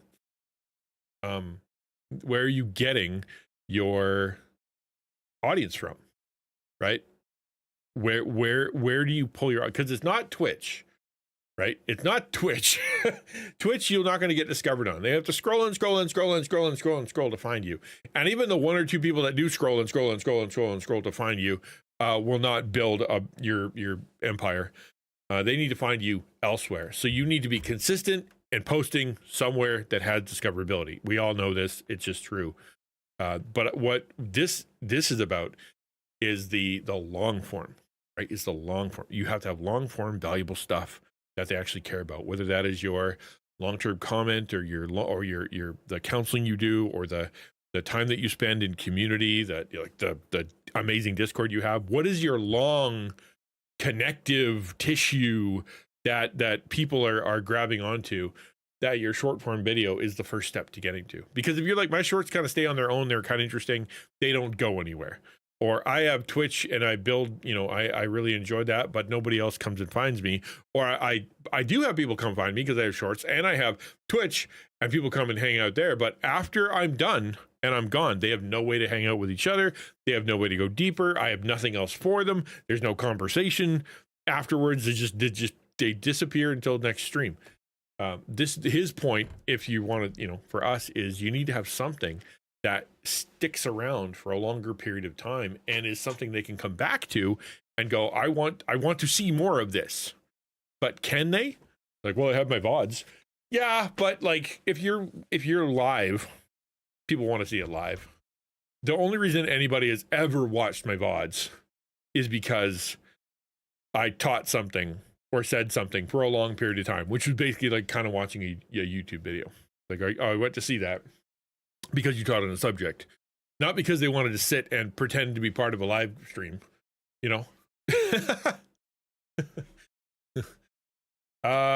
Forge says, so I had met this guy IRL, and without even an attempt to get to know me or anything like that, he started sending me a verse every day via text, no additional message or anything like that, and it got annoying, if I'll be honest. Yeah, I have that too.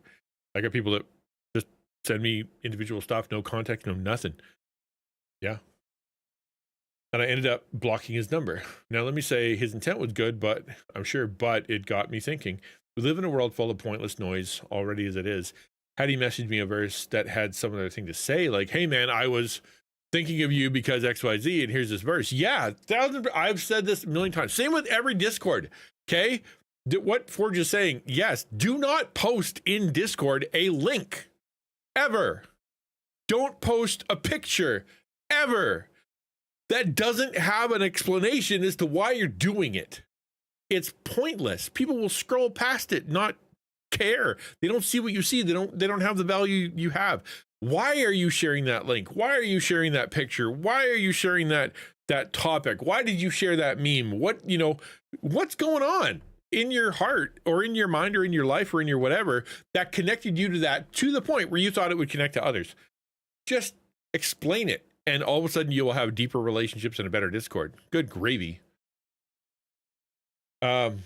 So the point I'm trying to make, like I said, newsletter just becomes another piece of spam that honestly someone else is just going to delete. Agreed. It needs to have value.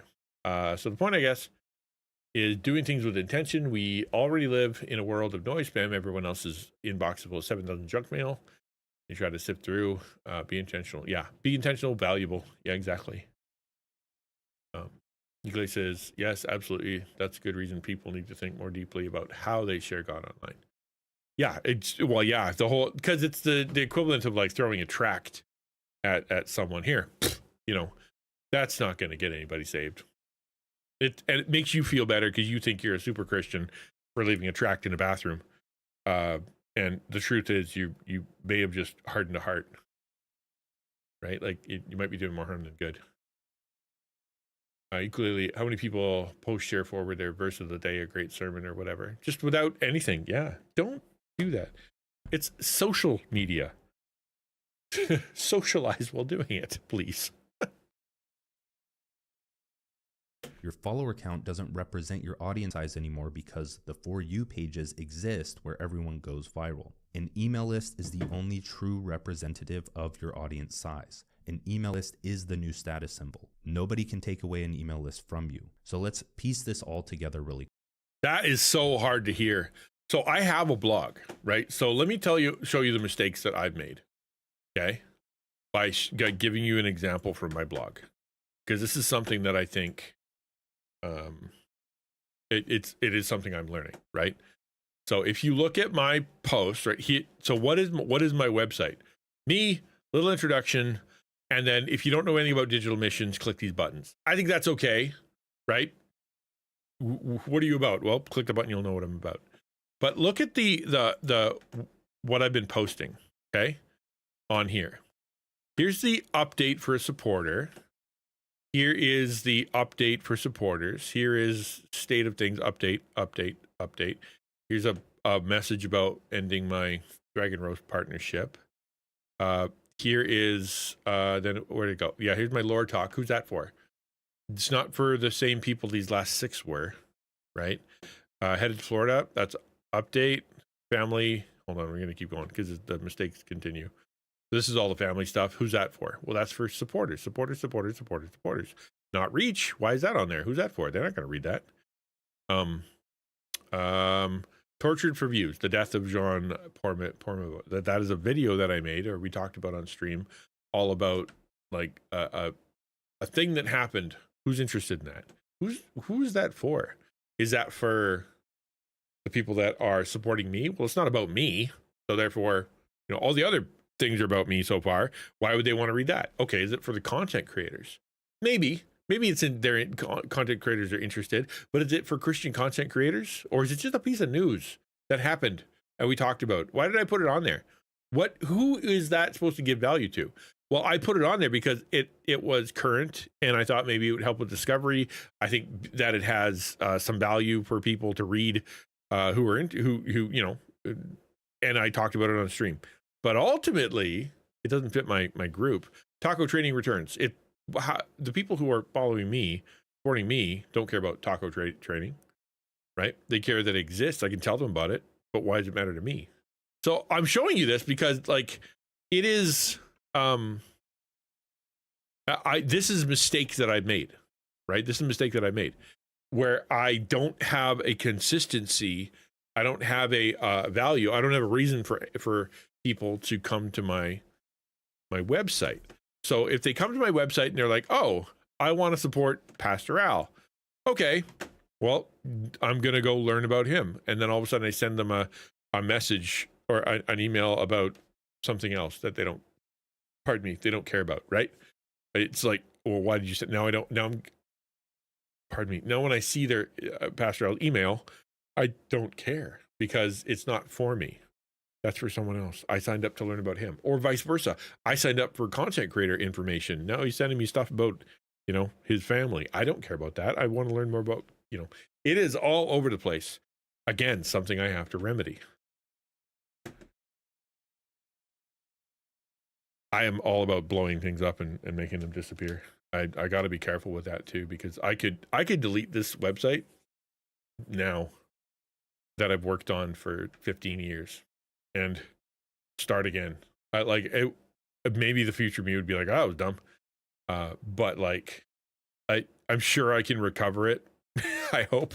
But you know, it would just, to me, my instinct is just blow up, start again. Like I would be a terrible architect because every building that I built, I would go and destroy that building before I built a new one, even if it was in a different city. You happen to read through my assignment one doc, get a chance? The discussions moments from the chapter. No,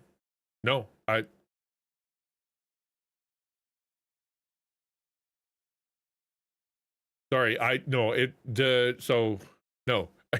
didn't, because I'm not in charge of the virtual class, and now the virtual class is no longer a virtual class. It's now going to go back to the other one. Again, this is exactly the problem, right? So full disclosure, right? So every time we run the class, it has had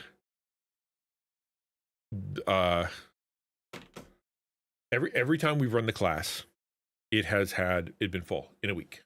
Okay, every time. We need 8 people for the class, you know, full. And then I go teach the class. I went through a bad year, and you guys know about that. Didn't teach at all. Moved it all into virtual. Okay, moved it all to virtual. And that was, it was hit or miss, right? The people who got it, but a lot of people didn't do the assignments. A lot of people weren't following through, and it was, you know, it was what it was, right? I think it was a good, you know, start, but not necessarily the best for everybody. And then, so we started again, and I told the board, I'm going to be invested this year. You know, like I'm going to do what I need to do. I'm going to stop making excuses because of my family or because I'm tired or because whatever. And then when we started advertising this thing, I said, okay, I'm going to be more engaged in the Discord. I'm going to make weekly videos for Discord. I'm going to make weekly videos for content creators on my YouTube channel. I'm going to stop streaming on Thursdays so I can do those videos.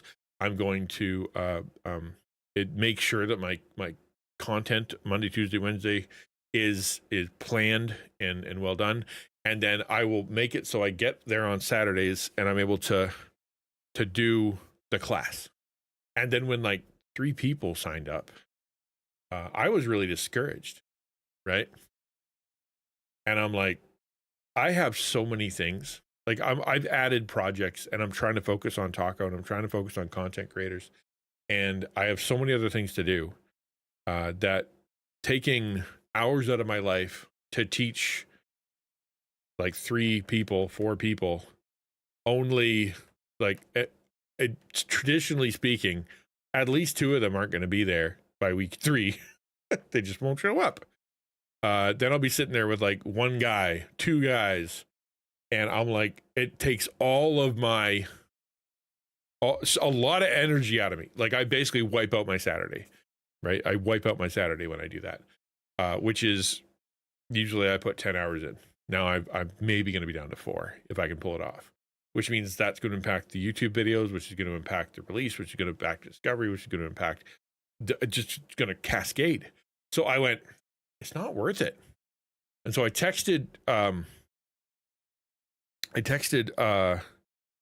Ukulele, and I'm like, I don't think it's worth me doing.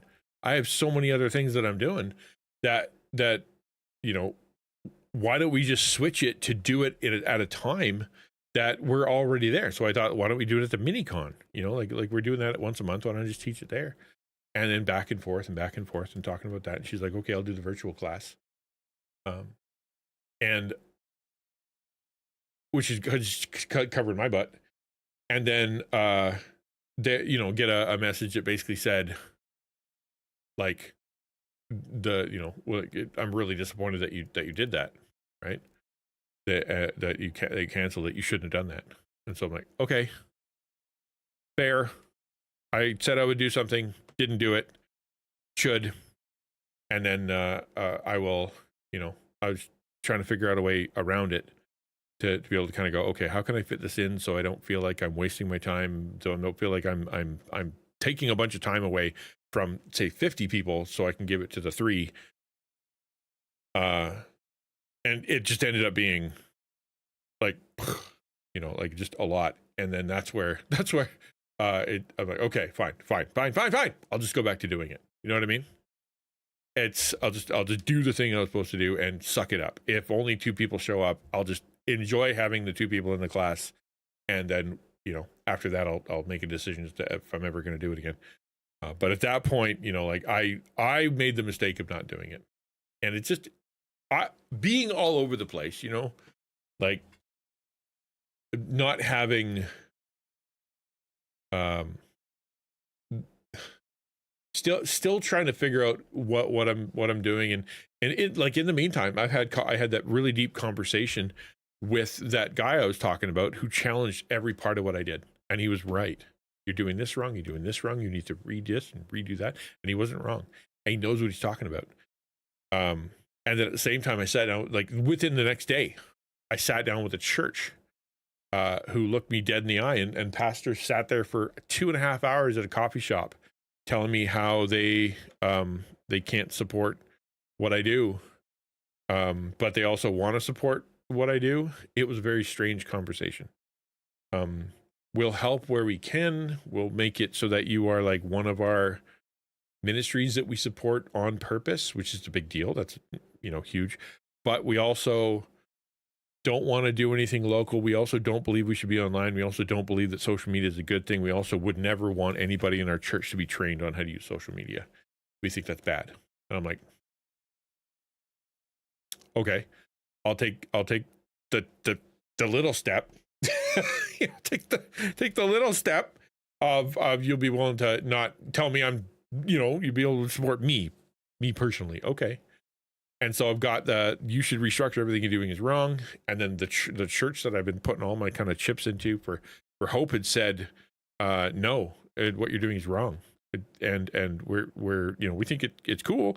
We're not going to get in the way. We think you're a cool guy. And then the Taco Con was like, or not Taco Con, and then the all the restructuring and reorg and all the YouTube stuff, and then like only 3 people registered for the class, and I'm like, it's just so much of my psyche what took a blow. And then at home, like I said, it's been really difficult. So like all that stuff's swirling, you know, all that stuff is swirling, and it really hard to settle. Really hard for me to settle.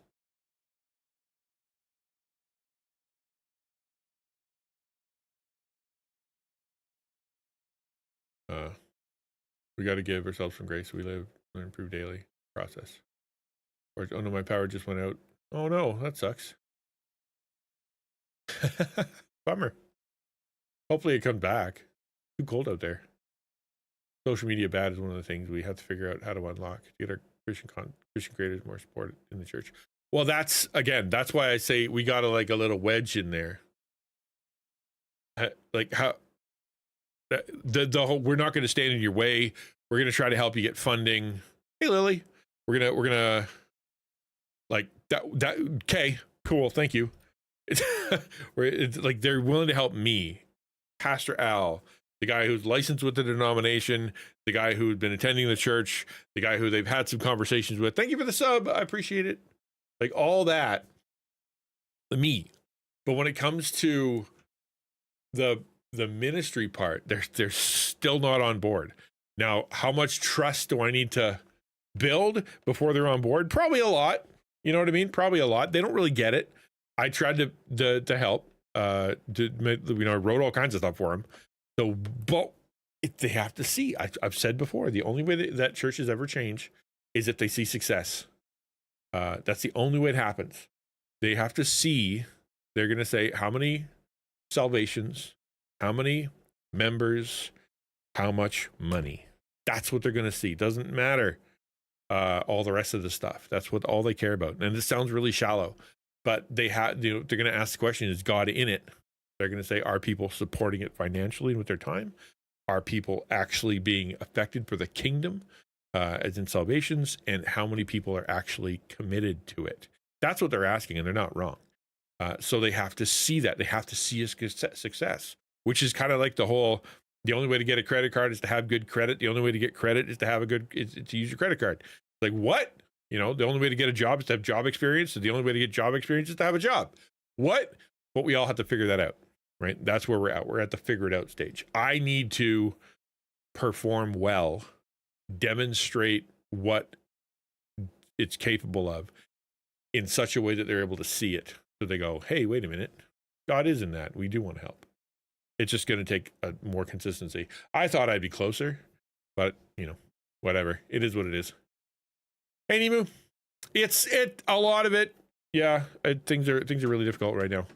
But when are they not? When have I sat here and said everything's great?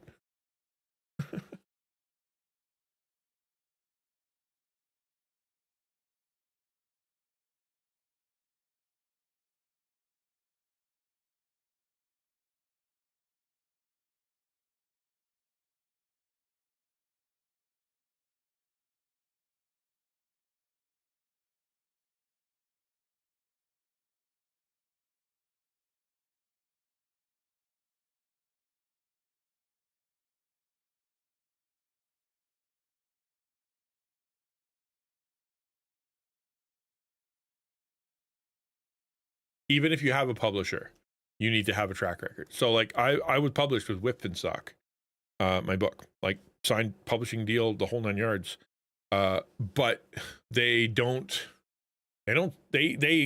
allow your book to be sold, right? They'll put it on a list. They'll bring it to a thing.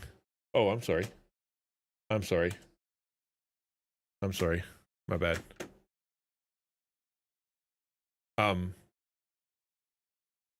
Sorry, my bad.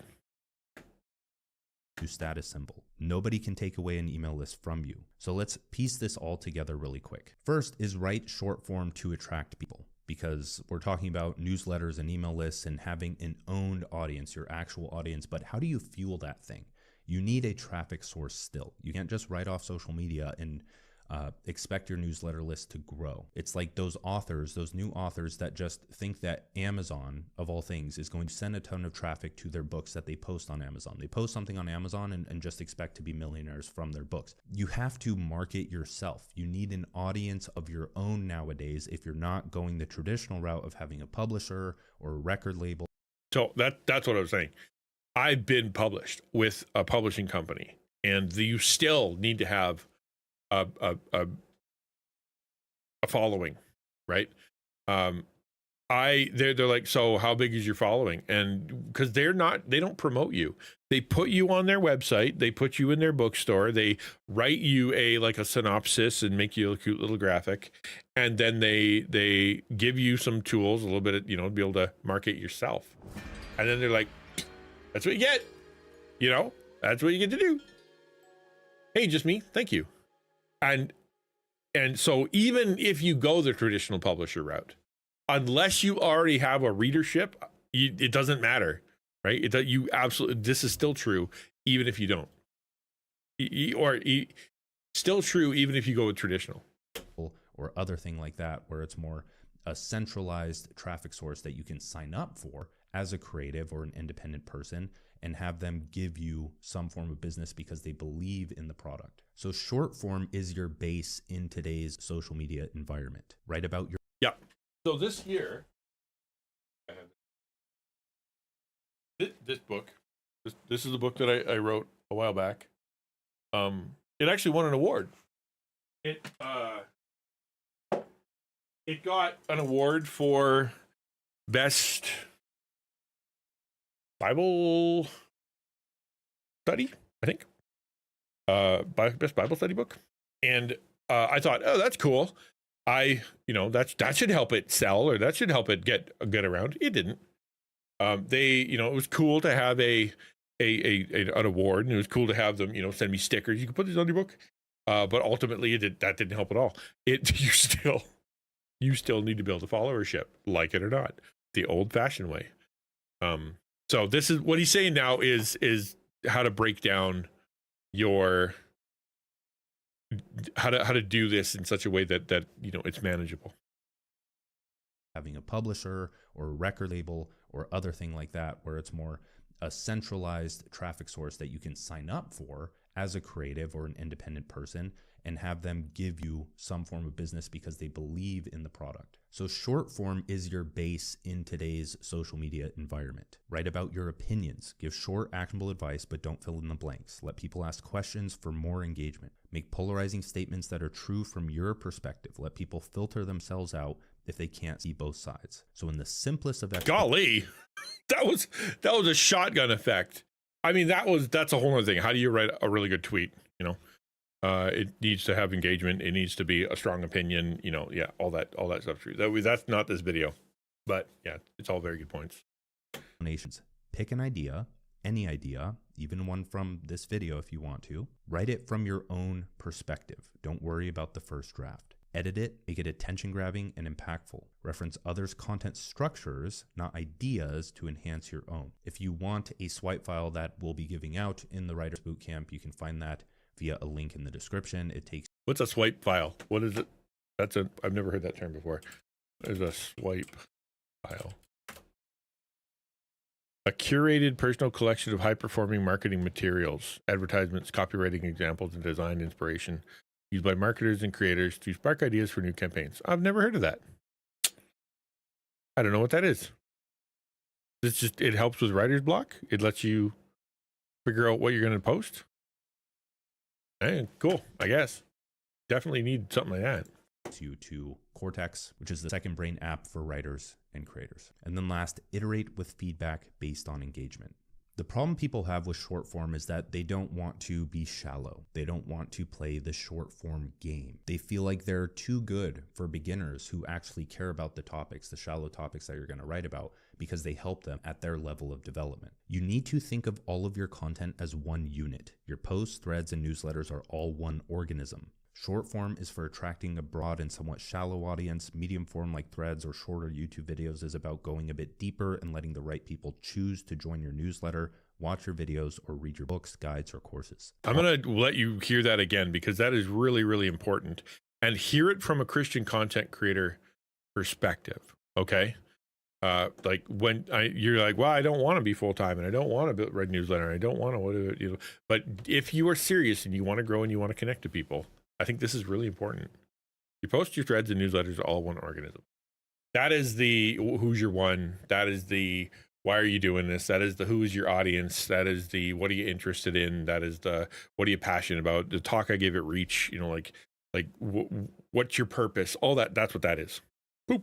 You're about one thing, right? Again, a mistake that I've made many times because I'm about a lot of things. One organism. Short form is for attracting a broad and somewhat shallow. So shallow, you sound bad, but I think what it means is essentially is an audience that don't stick around. You know what I mean? Like it's the one we're talking about in that comedy video we saw first, where it's the person was like, hey, that person's famous. I don't know who they are. I don't know what their name is. I don't follow them. I don't like their stuff. I just see them a lot. Right? That's where people are at. That's a shallow audience member. They may follow you. They may look, or not follow you, but they may see who you are. They may even like you, think your stuff is cool, but they're not invested at all. Right? Think short attention span. Well, and not only that, but more along the lines of they haven't caught your value yet. Right? Audience, medium form like threads or shorter YouTube videos is about going a bit deeper and letting the right people choose to join your newsletter, watch your videos, or read your books, guides, or courses. So medium form, that is, so for me, short form is obviously YouTube Shorts. My medium form is, if you look at my Rethinking Influence series, that's a medium form, right? And then long form is, I think you're sitting in it right now. YouTube Short do far better than full-blown videos. People watch for 30 seconds to decide if they're in or out. 30 seconds? No. People watch for they give 2 seconds before they'll decide if they're in or out. That's just fact. 2 seconds is how much you have to get. You can have for your hook. And they do better because they are pushed to people, right? Like literally, you don't choose to watch them. They just come to you. You can get, like, I can get 1,000 views on any given short because someone just, it comes to them. They don't go looking for it. They don't search for it. It just shows up. And if the algorithm throws me out there, it happens. And if it's got a half decent hook and whatever, I can get 1,000 views. Doesn't mean it's a good video necessarily, or it's a helpful video. All it means is that, somebody watched it for a little bit. Yeah. Long form, like newsletters and long videos or podcasts, is for the dedicated fans. They are aligned with your goals and want to learn as much from you as they can. We can say that from our perspective, that's like Discord, right? That is our stream, right? That is our I guess our newsletter, or whatever other big content you're putting out. So it's the long form for us doesn't necessarily something you have to write, right? But it has to be something that you are engaged in a longer format and is there. You're not going to be evergreen if it's going to be live streaming. Evergreen means something that will people can always go and search for and always go and find. Right, it's just always kind of there, and it's high quality. It's good stuff. It represents you well, and it's always there. A live stream isn't like that. It's a different animal. But long form is something that we on stream, I think, do well. It's the other two that I think we're probably missing more. Now, the second thing, we first write short form to attract people, and then we write medium form to educate people. So in my eyes, the role of medium form content is to display competence. We're talking about threads, we're talking about carousels, we're talking about shorter YouTube videos, and we're also talking about threads on the Instagram app. Threads, those have been doing pretty well for me. And we're talking about LinkedIn posts. What you need to understand here is that my most popular video on this channel on going monk mode and getting ahead of 99% of people, then everyone took that title and now it's just overblown, was exactly from a thread that I wrote about 6 months prior to that. I just read the thread to the camera. And that thread came from a post from a few years ago. How to get ahead of 99% of people was an idea that I posted on Twitter, I think like in 2020 or even 2019. So we'll talk about that little progression in the last section of this video. Threads, carousels, and short videos are great at building authority and trust, giving people enough information to instant follow you, and leading a lot more people to the bottom of your thread where you can promote your newsletter, opt-in, or even product. I think I'm learning this too, right? Like, so along with you guys, it is all stuff that I've known and I've heard a million times. I'm going to be applying it very differently soon, and I think I'm going to disappoint a bunch of people and make a bunch of people mad while I do it, including myself. But I think the only way you're to take this advice and go with it, I think it's the only way it's going to work. So threads, carousels, and short videos, right? Like I know what a carousel is. I like a thread, as in like a single tweet that has a bunch of conversations in it. Carousel is where you take like a bunch of quotes or whatever and you put them in a series of images. And then the short videos are, what shorts are, right? So they still have to have quality though, right? I think that's one of probably the most frustrating, difficult parts for your average Christian content creator is the quality. right? They're trying to be funny. They're trying to be, to release a video that is, you know, they want to go viral or they think is an interesting moment, but it's not these, right? You're not building trust with it, as in like sharing what they actually will go see on your content or whatever. Like, it doesn't add value to their life.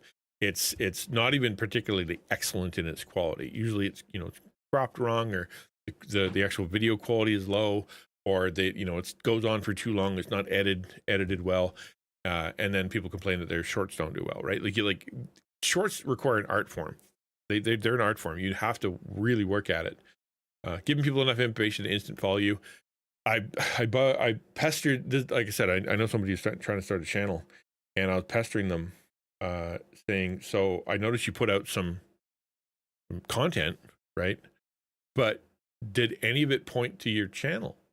Like, well, no, I didn't want to, you know, I didn't want to put it on there. I didn't want to, you know, I'm like, then why did you put it out there?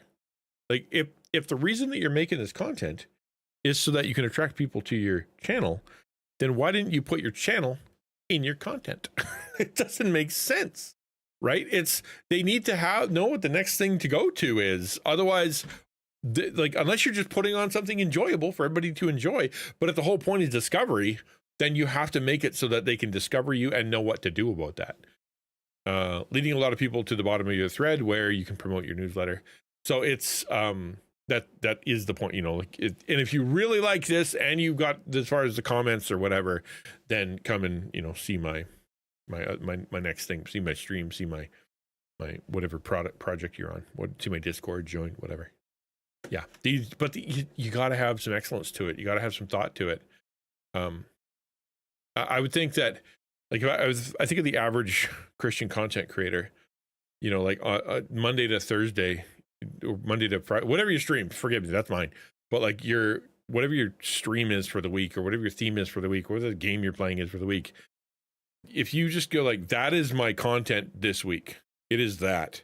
I'm going to release something that adds value to people with a level of excellence based on the thing that I did this week, that I will purposefully not only make it as good as I can, but I will allow it to be something that will definitely show them how to get back to where I am, right? Get back to my stream. If that was the mission and you were only able to release one short a week, but you did it intentionally, excellently, purposefully, and actually had the next part, like the what happens next, you'd be a lot further off, or further ahead than if you were to dump a bunch of mid-range, half-baked stuff onto shorts.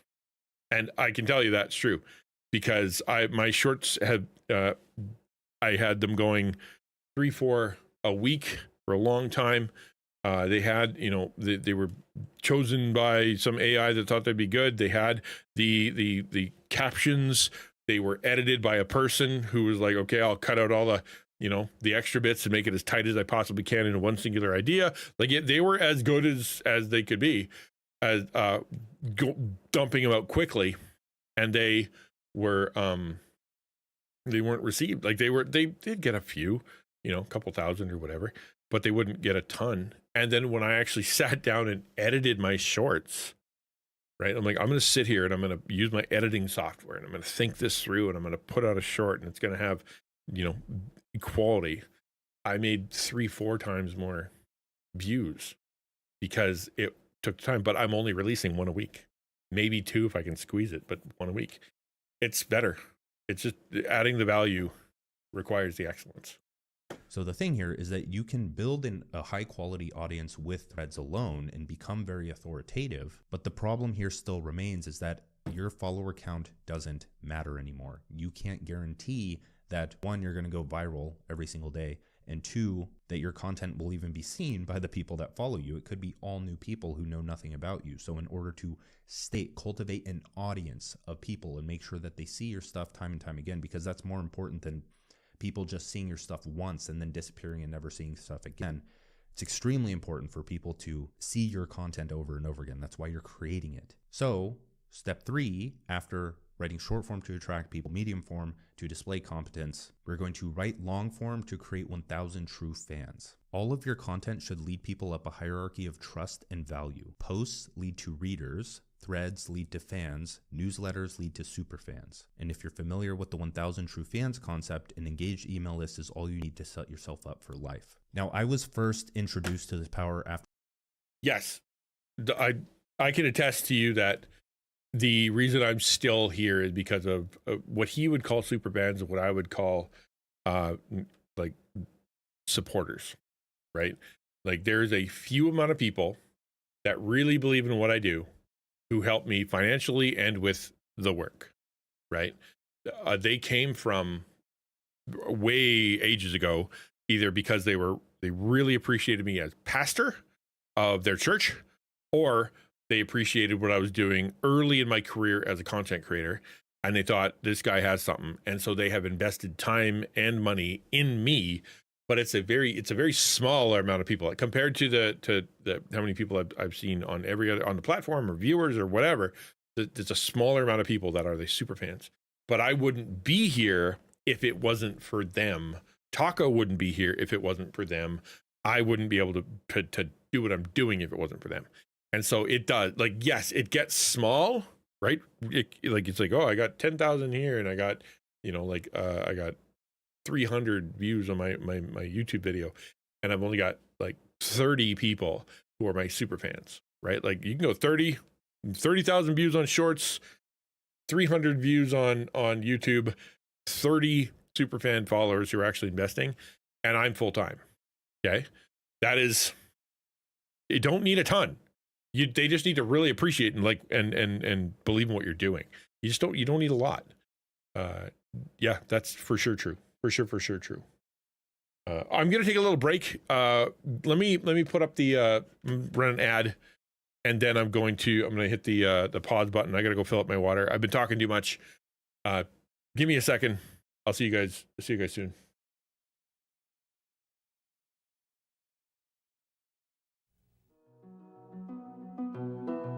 I started playing Stardew Valley recently, and at the very beginning, as I stood staring out at an overgrown field before me, I realized this is something I've experienced before, that everyone has experienced before. And not just in-game, but in life. It's that paralyzing silence of asking yourself, okay, what am I supposed to do now?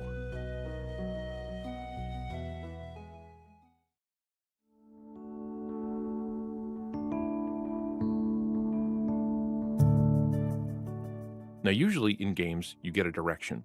In Mario, you just keep running right and the world comes to you. In Elden Ring, you've got trails of golden light. In Genshin Impact, Paimon floats ahead of you and yells condescending instructions.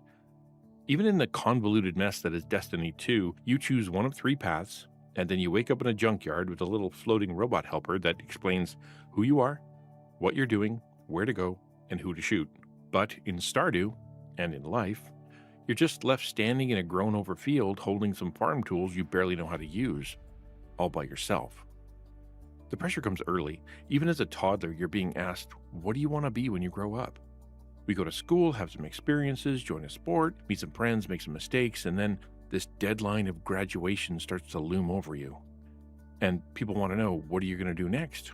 Then comes college. People start asking, what job are you going to have? Where are you going to live? Are you going to get married? What about kids? 4 years ago, you weren't allowed to drink, drive, vote, get a tattoo without permission. And now you're supposed to decide how the next 65 years are supposed to play out? That's a lot to ask. And it's no different with content creation. One day you decide you want to be a YouTuber, or an artist, or a streamer. You've got some passion, maybe a little talent, but then you sit in front of your computer and you're like the little guy in Stardew. Road to the east, road to the north, field of stuff, pile of tools. You hit new file in your word processor and stare blankly at a screen with a blinking cursor. You boot up OBS and there's just a big gray box waiting for you to fill it up with how you want to present yourself to the world. What do you do? Where do you start? It's intimidating. And for many, that's as far as they go because it's too much pressure. So I want to help.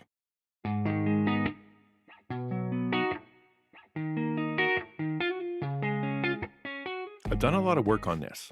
I've taught it as a class, wrote it in a book, spoke at a conference, and shared it with hundreds of people because I believe that if you can answer these questions, if I can get you past that big hurdle, that big blank screen, then you'll be living the... Hello, I'm back. Thank you for your patience. I appreciate it. I was sitting there thinking for just a sec about artists and the idea of long form content, right? If this guy's correct, right, he's talking about like informational type stuff, like how-to videos and marketing experts and things like that. But when it comes to like musicians, it's fairly easy. You want the long form is like the album or your Spotify, follow whatever, things like that. But I'm trying to think of like an artist who draws stuff. Does that mean that you have to have some kind of like a comic, like a long form story, or you have to have some kind of like OC that you're putting in different, like the only way to do this successfully is to have something that people want to follow? Like, I guess when I try to translate this into something for people who draw, what does that mean? And people who don't draw comics, but people just like draw art. Like, I guess I don't know. Maybe it's a newsletter. Maybe it really is.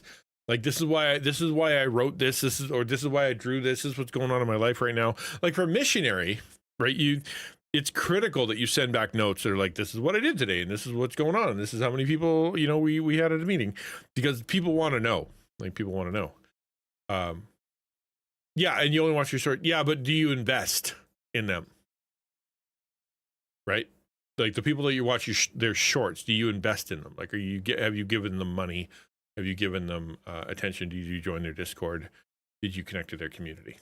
That's what I'm talking about. Like, to get that level to get the super fans.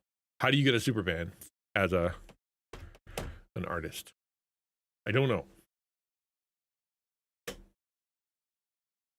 After I read the book The Invisible Selling Machine by Ryan Deiss. This is one of the few business books that I've actually read because I get most of my business advice from psychology, metaphysics, and philosophy. And now, while I don't use his tactics anymore from the book, it taught me one specific thing. In the book, I don't have it with me, so don't quote me on this or the numbers. But in the first part of the book, he talks about a story where he was just in a very bad place. He wasn't going to make it. He had to come up with a lot of money fast. And so what he did, he went to his computer, he typed up an email, he sent it, and boom.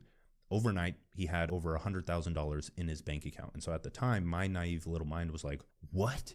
You can just make an email and magically $100,000 appears in your bank account? But then once I actually got into it and understood business more, it's like, no, he has a list full of people that want to buy from him. He creates an offer, he pitches it to them, it's valuable to the audience that he's giving it to. They buy and he cashes out big because he has good rapport with that list and probably doesn't promote too much. So when he does, it's like a flood. And people who haven't experienced this power of a newsletter before don't really care to build one until they actually start building one, and then they realize that power. The problem with all of this is that people that have only worked jobs their entire life, which there's nothing wrong with that. Of course, as always, I have to always mention that I'm not one of the guys that's like, quit your 9-to-5 job. And maybe it sounds like that sometimes, but that's not my actual viewpoint. The thing is if you've been in a job all of your life, you only understand the labor theory of value, where it's like, I do this much work, I get this much in my bank account every week or 2 weeks. It's not asymmetric. It's not actually how the world works. You're not getting paid in accordance with the value that you provide. And once you start doing that, it takes some time for your mind to shift over of like, hey, I can send one email out, and depending on how long I've been doing this, I can make $500,000 to $1 million, depending on what my skill level is and how good the product is. And those are very big numbers. I probably shouldn't have said 500 to $1 million. I can make $10,000 in an email. So let's talk about how to build an audience in 2025. I've talked about these a few times, so this video is best complemented with my other how to build an audience, even if you have 0 followers, or videos like that. Videos in the One Person Business playlist will complement this well, and it will fill in knowledge gaps that you may be missing in this video. Audience building comes down to 6 things. 1 is testing ideas and structures on social media. And when I say structures here, I'm talking about the structure of a post. Go and look on social media, scroll for 10, 20, 30 posts, and notice how things are structured. Like, I think he means like templates, the way it comes across, how many sentences it is, or how many words, how terse it is, or how whether it uses emotes or whether it doesn't use emotes, like that. Like I think it means literally the structure, like how it's built. Scroll through my timeline and you can see, okay, there's just blocks of sentences, there's paragraphs, there's line breaks between them, there's long tweets, there's short tweets, there's ones with bullet points, there's threads, there's other things. So you're testing different structures and ideas within those structures. 2 is having a catalyst strategy for new posts. 3 is turning best ideas into threads and newsletters. 4 is repurposing your writing to other platforms. 5 is taking advantage of exponential events. And 6 is sending everyone to your newsletter. These are the only things you need to focus on every morning. When done well, it should take taking advantage of exponential events. And 6 is sending everyone. Testing ideas and structures on social media. What translating, I would say, how do you best communicate your ideas to the people that you want to communicate with, right? Is it, if it's in art, can you do it in like a day draw? Or if it's in like music, testing ideas, like you have to share your lyrics, you share a story, like what do people respond to? If you're a content creator, or streamer, what actually gets people excited or interested about what you present?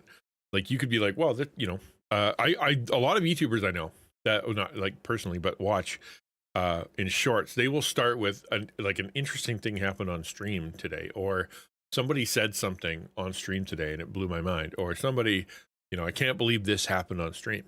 And the point of that is to say, if you watch my streams, crazy stuff happens sometimes. You should come by because crazy stuff happens in my stream. And so I would say that, like, for people who come by your stream, what do you want them to come by for, right? And if it's for community, that's not enough. That's like saying where do you want people to go to? Our room. I want them to go to my house. Why are they at your house? Well, because I want to take care of them. What's wrong with them? What do they need? Well, they're lonely. Oh, cool. What are they interested in? What's going to get them into your house? Like thinking all that stuff through. But like, if your shorts and whatnot reflect what you're doing, and mine don't, and mine do now. They do now, but they haven't always. They've been all over the map, whether it be here's some Christian stuff, here's some pastor stuff, here's some funny stuff, here's some gamer stuff, here's some like some creative funny thing about coffee. Like, it's all over the map. If it was like, well, everything he says is for Christian content creators, to serve them, to connect to them, and if I go to the stream, then I have a place I can go talk about Christian content creation, right? If that's what everybody knew, what's the best way to communicate that, right? Having a catalyst strategy for new posts. It's how do you, in other words, do you have a system in order to make new posts happen? Like, instead of sitting there going, what should I post today? I don't know. Like, actually having like a thing to pull from. Like, I'll show you. If I go to my docs.google.com, and then I go to this here. This is all of my influence scripts, like all in one spot. And it's what I read, and it's what I put together. Because I have this, and if you can use AI, I don't think there's anything wrong with AI. You can literally, I can take all this and kind of go, give me 7 tweets, give me 7 ideas, give me 7 things I can say. I'm struggling right now because I don't actually have anywhere to tweet. I don't. Like, I wrote everywhere for the Medium. But what I should do is it needs to go into the blog for Christian content creators. It needs to go onto a short form for Christian content creators. And it doesn't. That's why that guy gave me such grief, in the nicest way possible. Very cool guy. It was like, dude, what you're doing doesn't reflect what you said you want to do. Are you dumb? He didn't say that part. I heard that part. He didn't say that part because it doesn't, right? All this stuff is correct, and I'm not following it right now. I'm all over the place. Something that has long bothered me in the Christian content space: performative theatrics, clickbait titles, manufactured drama, sensationalism that some creators use to build a platform. To find it deeply troubling because it raises a fundamental question: are we trying to advance our kingdom or his? I haven't seen performative theatrics other than the people dressing up or being silly, and that's just part of the culture. Clickbait titles, I don't know. Clickbait titles are, unless it's a lie, it's just trying to use the system. Unless you're literally lying, like it's a bait and switch, then clickbait's just the way things work. It's the best way to convince people to come see based on the text. It shouldn't be a lie, right? Manufactured drama, literally never seen that once in the Christian content creator space. You give me one example of two Christian consecrators that had some kind of manufactured drama or sensationalism. Like I have not seen that at all. So I disagree. That's what you said. I want to be careful to make an important distinction, though. There's a real difference between being faithful steward of God's platform had placed on you and chasing growth for personal gain. Right. Yeah. And exactly. That's why I talked about, the difference between them following you or them following what you do. Right. Like, people can follow me, like hit the follow button. I'm going to follow XtianNinja, Pastor Al, whatever. Because I want to read his stuff, because his stuff makes me think about God more. It makes me a better person, makes me a better content creator, as opposed to I follow him because of him. Yeah. Turning best ideas into threads and newsletters, repurposing your writing on other platforms. Again, I'm bad at this, which is actually one thing the dude said. He said you'll have to stream way less. And man, that cut. I love streaming. I really enjoy hanging out with you guys. I love sitting here playing Stardew with you guys. I love just being silly and play Lego, and I love all that. It's so healing and wonderful to me to be able to do that. But he's like, not if you want to focus on an audience, because the people who are coming for Christian content creation help aren't coming to watch you play Stardew, and it's like that hurt. I to the point where it's like, I don't know, man. I think that's gonna be. I'm gonna compromise on that one, because I use it to make myself available. That's the excuse I'm gonna use. Repurposing your writing for other platforms. Like I said, I don't have anywhere short. I don't have shorts right now. I am part of Instagram threads. I have Instagram threads, but like, I don't look at them. I have blue sky, and I don't use it because I don't follow. It's so new. I don't know who to follow. Nobody else I know is on there. It's like, I don't use it. Like, Instagram is the only other place I'm really putting things on, or YouTube, right? I kind of decided to invest in YouTube to be able to kind of go, this is where I'm going to put my short stuff. But I don't know. I don't know if I've been able to convert anybody from my Twitch channel to my YouTube channel. I don't know if that's happened, because when I go there and look for any kind of comments or whatever, it does not from anybody who follows me on Twitch.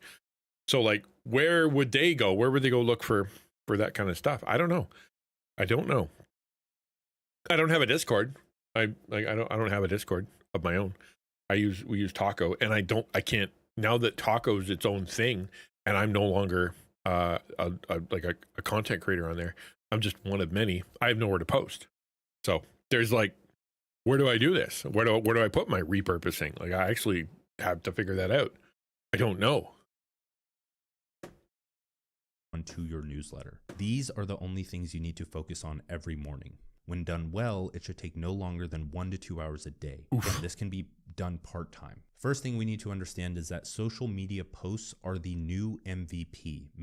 I don't know. Hold on. I'm not listening to him. I'm looking at Forge right now. I'm going to push back on you pushing back on me for a sec. Your response either shows willful blindness or just not paying attention. Stuff is everywhere in Christian content. Clickbait titles. God told me something shocking about your life, or your pastor's lying to you. I almost left Christianity forever. What God did next will amaze you. I mean, yeah. I disagree with you about clickbait.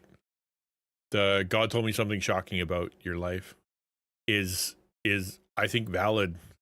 Is it? It's a system.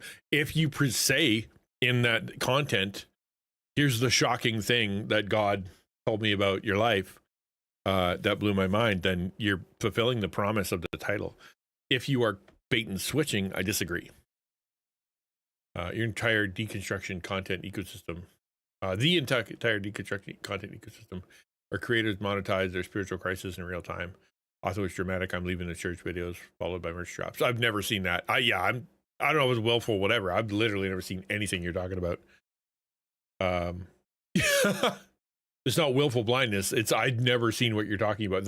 We're just not paying attention, I guess. I don't know who's doing all that. But then I don't follow a lot of, if I see that stuff, like if I'd seen that stuff, if someone it would rankle me so hard I would never follow. Also, I'd be like, that's not a Christian content creator. That's someone using Jesus in order to get popular, which means he's not a Christian, which means I'm not going to follow them. So yeah, no, I don't know what you're talking about. I've never seen it. I think we all probably get different things based on what we watch. I've seen some videos. Have you really? Cool. Maybe send them to me. If you see them, there you go. Please send me those videos. Hey, there we go. Send me those videos. I want to see them. Let's destroy my algorithm. Make it all full of miserable Christian people. I want to see them. I want to see them. Maybe I'll react to them. Maybe I'll look at them, on stream and kind of go, this is what I see here. But because it didn't come up and because I've never seen it before, I've got nothing to say. So yeah, send me them. If you see them, send me them. How about that? Minimum viable product. So if you have an audience longer than 1 to 2 hours a day, again, this can be done part-time. First thing we need to understand is that social media posts are the new MVP, minimum viable product. So if you have an audience, you don't really have to do much market research. You're doing market research every day just by posting content. So social media becomes this testing ground for ideas and angles and hooks. You can take the angles and hooks and pop them into paid ads if you want, and you already know that they're going to do better than most, and you don't have to spend money to test them. So in short, you post on social media, turn your best posts into threads and newsletters, turn your best threads and newsletters into free downloads, turn your free downloads into an information product or service, turn your information product or service into a software, physical product, book, or other scalable business. So what we're doing here is we're testing ideas on social media, distributing those to other platforms. Depending on the ones that do really well, you know that's what your audience wants. Let's back up, because I think maybe the content creation folks are like that's dumb. I'm never going to do that. I'm not trying to do that. Let's take it from our perspective. Ads if you want, and you already know that they're going to do better than most, and you don't have to spend money to test them. So in short, so it's posts on social media. We all know that. We all agree with that. The only way we're going to grow on Twitch or any other platform is through consistent posting. Nobody argues with that. You post on social media, turn your best posts into. So the posts that connect to people, this is here every time he's like talking about customers and junk, but like think the posts that really connect to people, the video that got a ton of comments, the picture that you took or the thing that you shared, whether it's about you or about whatever, that folks seem to connect to, grab on, use that, right? Like, for example, you could say, I'm going to talk about that in my next live stream. I'm going to, you make that into your next short. You make that into your, some kind of, you expand on it, that kind of thing. The idea is it's a no duh thing that I definitely duh on all the time, which is if something gets traction because people seem to care about it, lean into that. Like I said, one of the problems that I have is because I'm all over the map. Even if something it catches, it doesn't mean anything to anybody because it's not the audience that I'm focusing on, right? So what if the entirety of Neurosama's fandom liked my video, right? It doesn't matter because Neurosama's people aren't my target audience. The whole reason I made that video was to talk about a subject for Christian content creators. It just happens to hit them too, right? The threads and newsletters, turn your best threads and newsletters into free downloads. That could be like for you, if you have that tweet or whatever, like you can create, and I think Ukulele's done this, right? Here's my devos, right? She writes a devo, she it's a short devo, she delivers it on her stream, right? And it probably expands on it and probably has some music connected to it and has some discussion on it, right? Which makes it a bit longer. And then she takes those devos and she can put them out as content, free downloads for people to go to to go and download, right? So that's more evergreen content based on stuff that people actually connected to. You don't necessarily have to do it with everyone, right? Every single Devo or every single whatever, but you can say this one really connected. I'm gonna polish that one up and put it on my whatever thing, you know, if people can see it. Or I said something really interesting and chat lit up. Maybe I should lean into that and figure out what people said there. I think that is the lesson we can learn for this for us. Threads and newsletters into free downloads. Turn your free downloads into an information product. So if you have a, like, say you are doing Devo's ukulele, right? Now she does this for a year. Now she's got, I don't know, let's say she's got 52. Maybe once a week she did a really good Devo. She got 52, even if it's only 40, right? Even if it's only 30, right? She take that and turn it into a Devo book. Boom, there it is, right? Yeah, there you go. And or for that matter, if it's you, you're like, well, I just do streams and I play games and I have a community. Well, when you talked about that as a community, it popped off, right? Then you took that and you're like, okay, I'm going to use that for more content, for shorts and for a YouTube video, or for my next stream or whatever. Then I'm going to talk, you know, instead of information, product, or service. In other words, maybe I should have a channel about that in my Discord.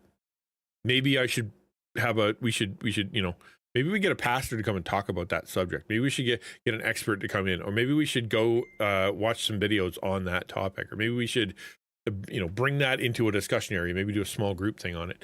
Like that connected to people. Let's lean into that is the lesson here, right? Is the lesson here.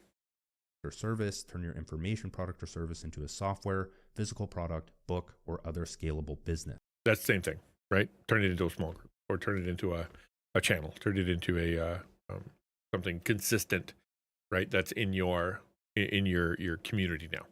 Like, for example, weight loss. You never talked about weight loss before. All of a sudden you're talking about food all the time.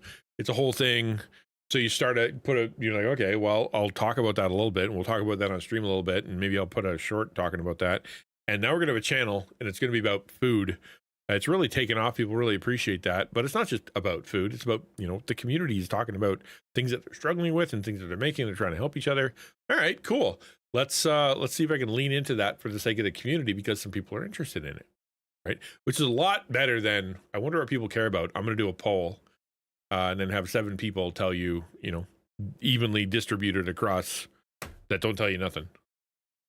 So what we're doing here is we're testing ideas on social media, distributing those to other platforms. Depending on the ones that do really well, you know that's what your audience wants. So you turn that into a free download and an information product for cash flow, because it costs like $0 to do that. We're going to talk about information and education products in the next video, I believe, and the importance of them, because most people don't understand that education is arguably the most important product that you can sell, not only for human behavior change and the value that you can provide for someone else, because education determines how you see the world and everything you can do in your life, but it's also extremely high profit margins. It's profitable. The economy favors the profitable, so they're only going to become more and more of a thing. And then once you have that cash flow and you have a validated idea in the form of an information product, you can turn that information product, the basis of it, like I have with 2 Hour Writer, into Cortex.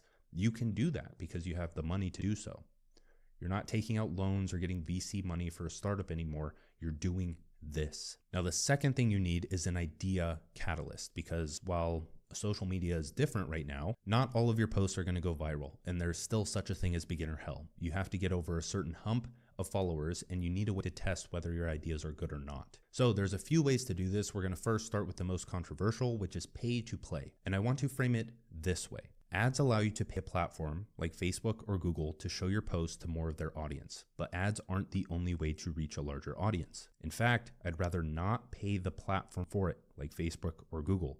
I'd rather pay an individual with whom I want to build a relationship and who has a highly engaged audience already. Almost anyone who has a social media audience also has a service where they help you grow, or they advertise spots to get in front of that audience. Being shared on social media by a larger account and paying them for that is on par with paid ads and paid sponsorships.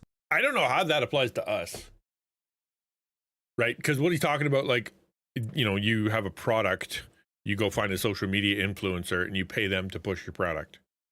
If we're talking about, you know, our community or whatever, we could talk about collabs, you know, but like grabbing a bigger content creator, especially like a huge one. You can't just walk up and say, hey, push my Discord. Can you tell everybody my channel exists? That's not cool. I don't know how to apply this one. I think there probably is some kind of application, like the idea of you're not gonna be able to grow on your own. You're gonna need other people to help. I don't know. When you pay a podcast for a sponsorship spot, you're paying them to get in front of their audience. Okay, that makes sense. You could pay for people to go and check out your stuff from a podcast, just kind of pay by ad. You could do that theoretically, I guess. Or being on someone's podcast, doing or writing for other. Yeah. So I've got a movie. The local radio station is making a movie about me, and they're putting it out on their socials, right? And so therefore, that theoretically will be seen by people, hopefully by a bunch of people that are in CHRI who will hopefully want to come and check out, what I do. Maybe. Well, it remains to be seen. Who knows? But at the very least, there's 1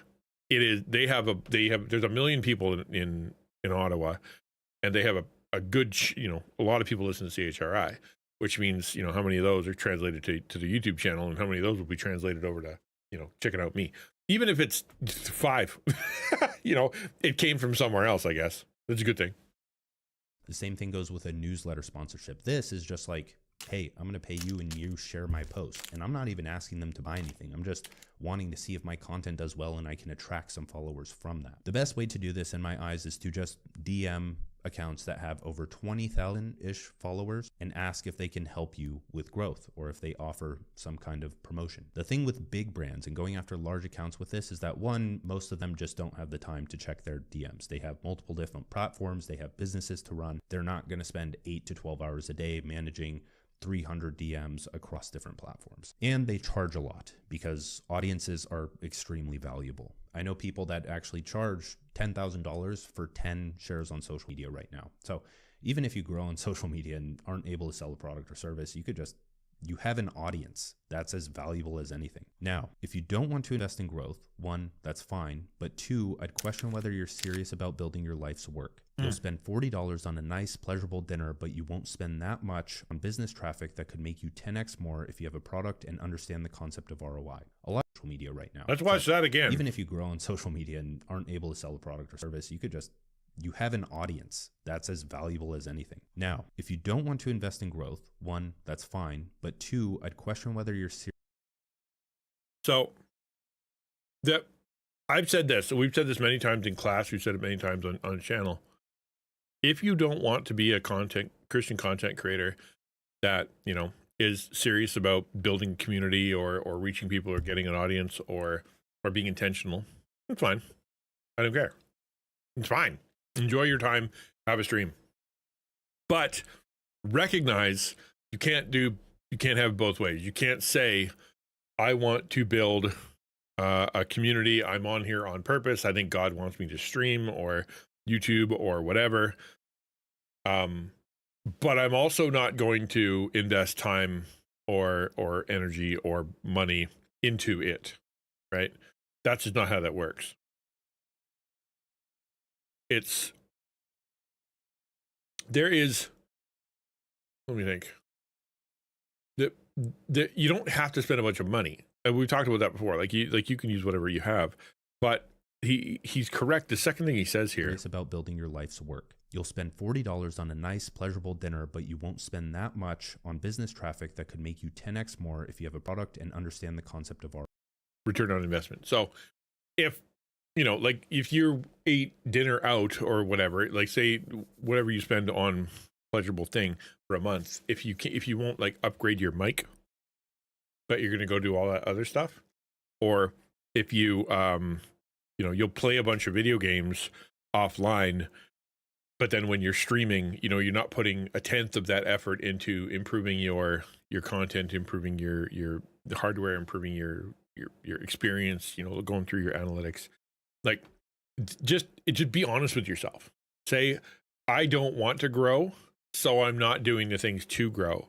But don't say, God put me here. God wants me here. God has a job for me. God wants me to build a community online, and then not actually do any work, right? That, just be honest with yourself. Be like, I don't want to, and I'm not gonna. But if you're stuck in that hole, God told me to do this, but I don't know why I'm not growing. I'm not putting a bunch of energy and effort into it because I'm not growing. It's not. It's just be honest with yourself. People need to be honest about what they're doing. If you are doing it for fun, just stemming Christian on it, it's not a ministry mission. That's okay. And that's perfectly valid. It's fine. Just be honest with yourself. ROI. A lot of people don't see the value in this, or they scream that it's inauthentic and you should just grow organically, which you can. That's perfectly fine. But if you have a product or service and you get a lot of traffic to that by paying for an audience like you would for paid ads, and you get an ROI from it, then not only do you keep part of the audience because they follow you and go into your newsletter. That doesn't really happen with paid ads that much unless you're smart. But you're also generating traffic to your product or service and probably making money. And no, I don't agree with the people who think investing money in your business growth in a smart way and not fueling these corporate platforms with paid ads money. I'd rather go straight to the individual and help them out, and they help me out. Now, most of you don't care about this, but if you're in the social media space and people that talk about it on social media, people are in two different camps. It's like, oh, I grew without paid retweets or this and that. And it's like, good job. That's actually really good. That's awesome. But to write it off as a strategy that doesn't work or something that isn't extremely valuable is just. I think for Christian content creators, what you should hear is, because he sounds exactly like Papa T. No, it definitely does. I've been thinking the same thing the whole time. Is this a real Christian content creator would never buy ads, would never pay for professional art, would never try to goose analytics in order to worry about all their posts and descriptions and hashtags and stuff. A real Christian artist, just a Christian content creator, would just leave it in the hands of God, and if he wants them to grow, it'd be fine. But same argument here. But don't write off that. And if you grow that way, great. But if you, hey, Abyssal Bolt, thanks for being here. Oh, thanks for coming by. But don't write off that is a potential way to do things, right? Like if someone's really serious about it and they go and they court magazines, like, I'm a Christian content creator. Hi, I'd like to, if you want to write an article, here's an article, or, come and see me or whatever. Like, they're actually marketing themselves. It's not wrong. It's not evil. It's not bad, right? It is hard. It is a weird place to be, right? Like marketing yourself, but at the same time trying to do it humbly, trying to do it with a servant heart, but at the same time trying to play the game. Like, it is a very weird place to be spiritually, mentally, emotionally. And you got to reconcile all that yourself. Where's your line? Where how far are you going to go? At what point do you feel like you're selling out, or at what point, are you being cool? It's probably going to be different for everybody. But I would say that it is not more holy or better if you're like, I will never advertise, I will never do anything, I will never show my face, I will never improve. God has to grow it. That's not better than, I'm going to do my best, I'm going to invest some money, I'm going to invest some time, I'm going to try to get some attention and get some ads on here. That's not wrong. It's not evil. It's not bad, right? In fact, chances are the people that like the books that you bought, Christian books you bought, the Christian authors you read, the Christian stuff that you has helped you, you probably saw in an ad, right? You probably saw it in an ad somewhere, and you were like, oh, that's cool, and it helped you. It's not evil. It's not wrong. Stupid. And if you are supposed to be this person that teaches audience building in social media, you're writing off one of the things that's actually going to accelerate growth the most, you're pretty dumb.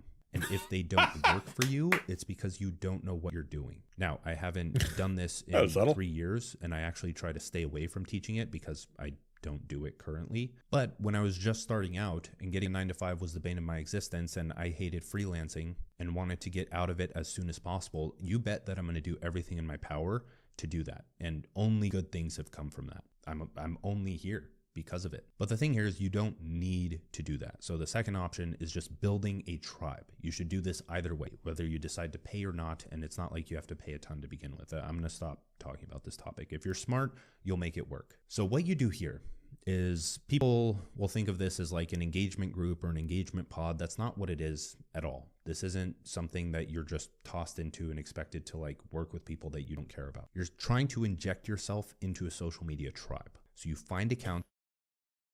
Because I don't really attend a church. You're in a very, in this space, Abyssal Bolt, that is very common, right? A lot of Christian content creators I know are church hurt and don't attend. A lot of people who are online and really kind of live in the social media space are spiritually curious and want to know more about God, et cetera, but they don't, it's kind of freaking them out to even go to a church, that kind of stuff. So that's literally why a lot of Christian content creators exist, to fill that gap. So happy to help in any way I can with whatever that journey is. But yeah, thanks for admitting that. It's really, you're in good company.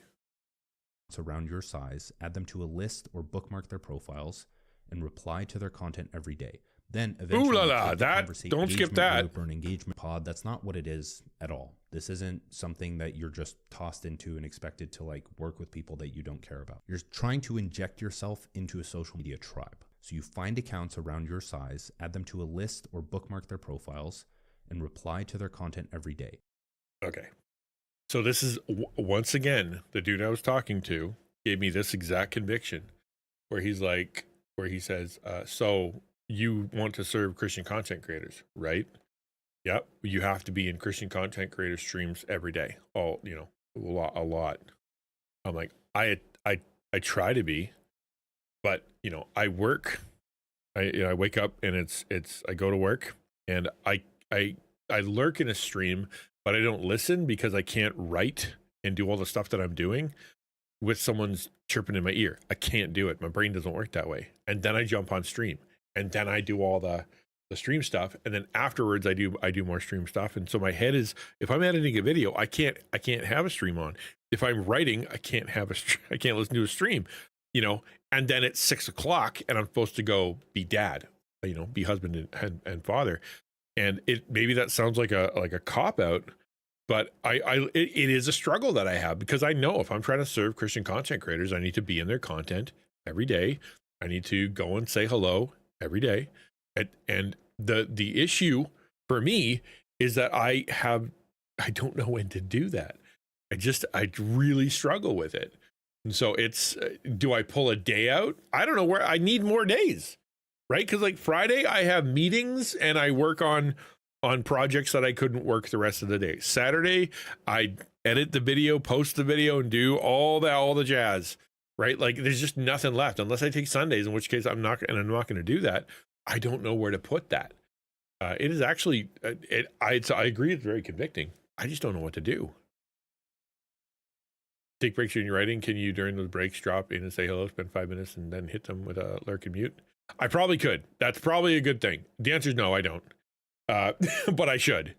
I sit down and then I will stay here for 7 hours straight and I will not do anything else. I won't eat, won't anything, just blah, but I'm not saying they're healthy. But the answer is no, I don't. But I should. But you're right, I should. Maybe like every hour. That wouldn't be a bad idea. Every hour, have the thing go on, go find a streamer that's on, go say hello. Right? Yeah, that's what I'm saying, right? Yeah, exactly. You know what? That's not a bad idea. Not a bad idea at all.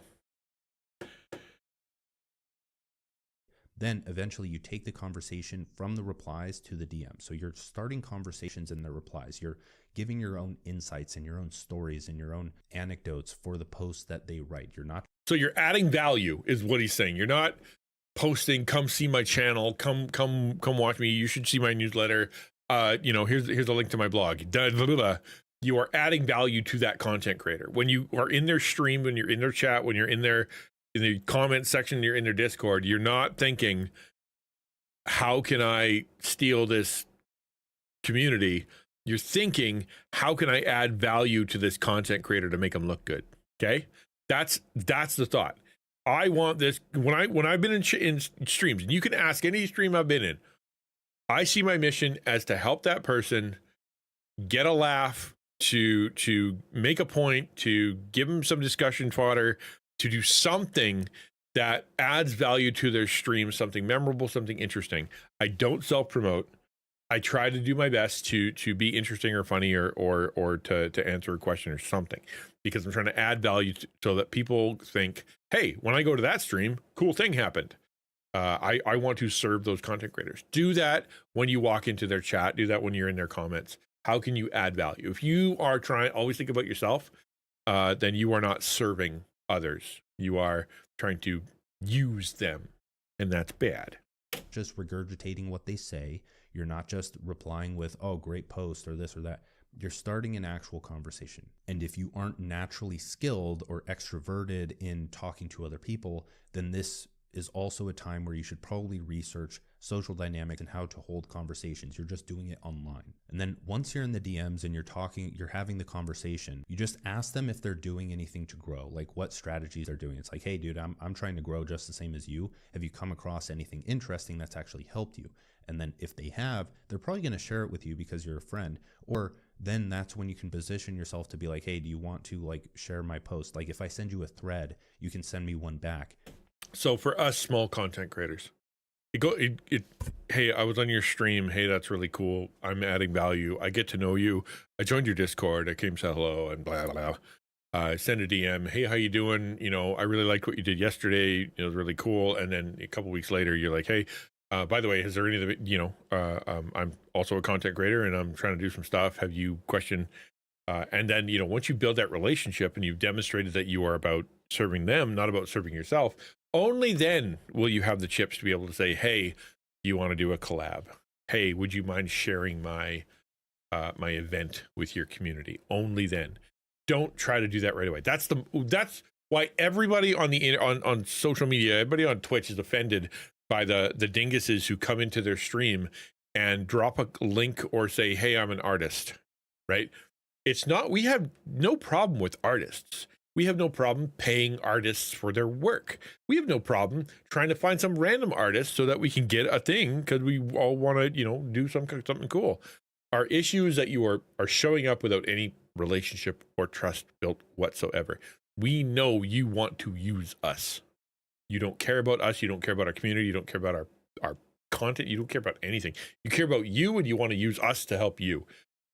We as content creators who are trying to grow or whatever, you can't have that mindset when it comes into someone else's chat. Hi, I'm a streamer. Hi, I'm going live. Hi, I'm, you know, like, hey, you know, I'm going to be talking about that today too.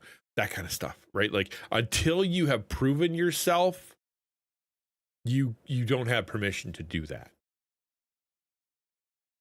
And then we'll both share it. How does that sound? And then once you do this with 4, 5, 6 people, then you have this group where when you want to test an idea, you just send it to them, they share it, and then 1, it has more potential to go viral. 2, you generate more traffic, you generate more followers, and the more consistent you are with that, you realize you have these levers that you can pull for audience growth.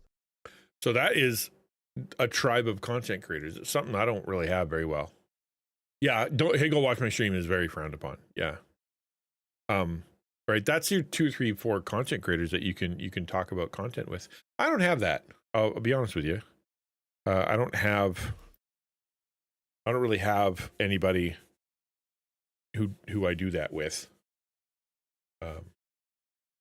I kind of wish I did, but it's not. So I'm not good at making friends. That's part of it. I just don't have. You know, I tend to sit here in a vacuum and just kind of put things out. I do wish I had a cohort like that, but I haven't done what he's said in order to cultivate one. You know what I mean? I haven't, you know, gone in and said, hey, you know, I have Christian content creator. I have Christian content creator pastor guys that are leaders of orgs that I meet with regularly as like a support group, but I have not bothered to try to talk to them about content. Right, I could talk to them about life, but I haven't really been like, hey, I'm doing an event. Hey, what are you doing? You know, whatever. I try to figure that out on my own because I don't want to. Well, it's hard to trust people, and at the same time, it's like I don't want to be that guy. Like, can I eat all your ideas for dinner, please? Just it's weird. I don't know. I have not, and I also insanely high standards when it comes to someone like that. Like, I don't want a group I have to teach. I want a group that'll teach me. So it needs to be people who have been doing it longer than me, doing it better than me, right?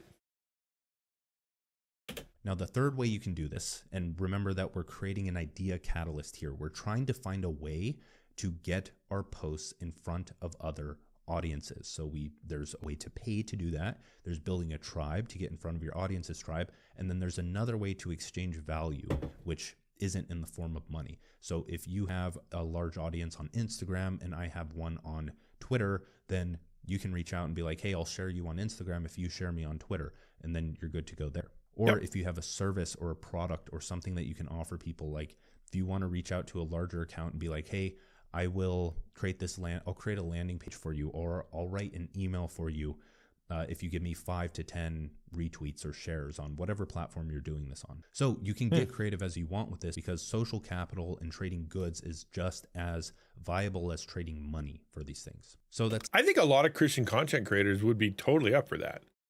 I've never done it, but I know that if somebody texted me, and we do it, like, look right here, right? That thing at the top right corner, no, not mine. It's everybody else's, right? It's just other people's stuff. I'm more than happy to promote other people's stuff. I really don't care. I believe very strongly.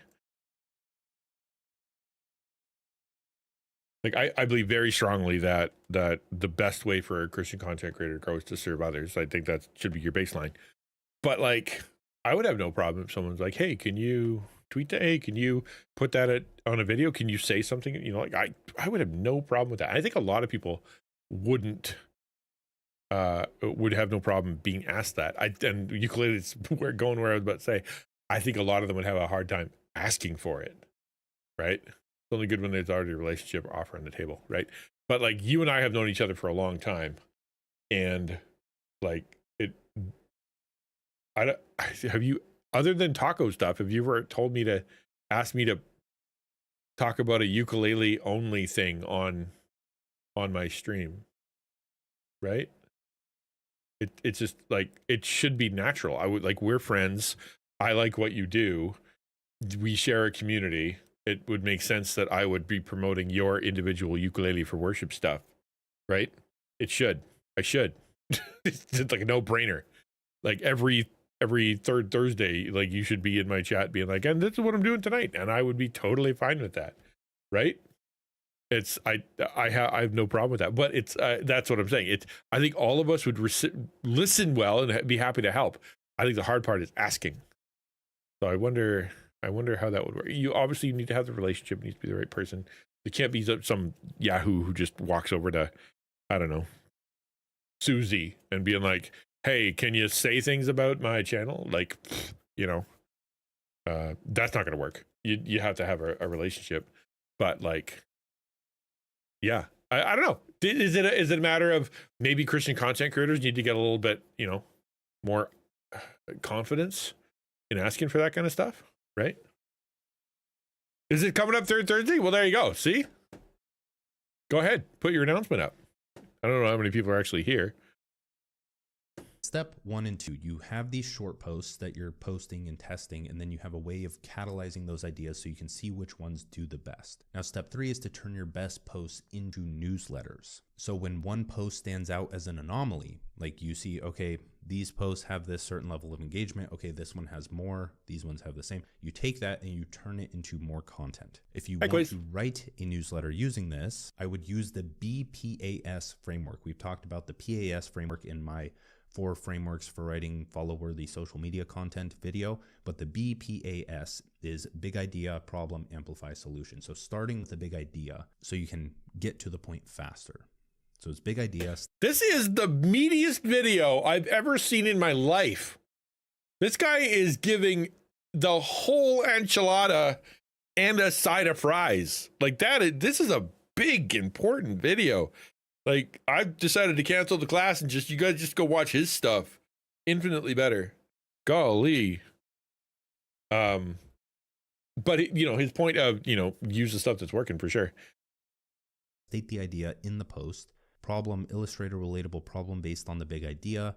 Amplify, give examples of how that problem impacts people's lives. And solution, give steps, lessons, and insights that help. It's funny because that's how you structure a sermon too, right?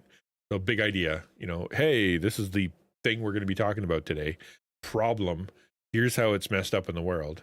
Amplify, what does the Bible say? What does history say? What does the church fathers say? Solution, here's how to apply that to your life. Like, that's literally a sermon, right? And that's just how you communicate something helpful. Interesting. Help solve the problem. So that's a short and sweet way to write a newsletter. What I would do is just one sentence big idea, a few sentences problem, a few sentences amplify the problem and how it impacts someone's life. That's the intro. And then you have a headline that states whatever it is that you're talking about. And then you go into step-by-step solution. So you add step 1, 2, 3, 4, 5, however many, and then you fill in the context within those. So you have subheadlines of step 1, step 2, step 3, and then you have paragraphs within those that give context and teach people how to actually do it. So you have to actually believe in what you're saying, though. I think one of the things that a person could get confused with is I'm going to do this and I'm going to, like, if it's viral, I'm going to have to make stuff up, or I'm going to throw it into AI and be like, give me 5 steps that I can put onto, XYZ. They can't be that. It has to come from the heart. It has to be steps that you've done. It has to be somewhere you've gone before. It has to be something you've learned, something you've experienced. Or you have to be quoting somebody that you've read and things that you tried to apply. Like it can't come out of nowhere that you're like, here are 3 things that ChatGPT told me that you're supposed to do because I needed something to put into a newsletter. It has to come from the heart. Otherwise, you're going to be inauthentic, and people are going to pick up on that very quickly.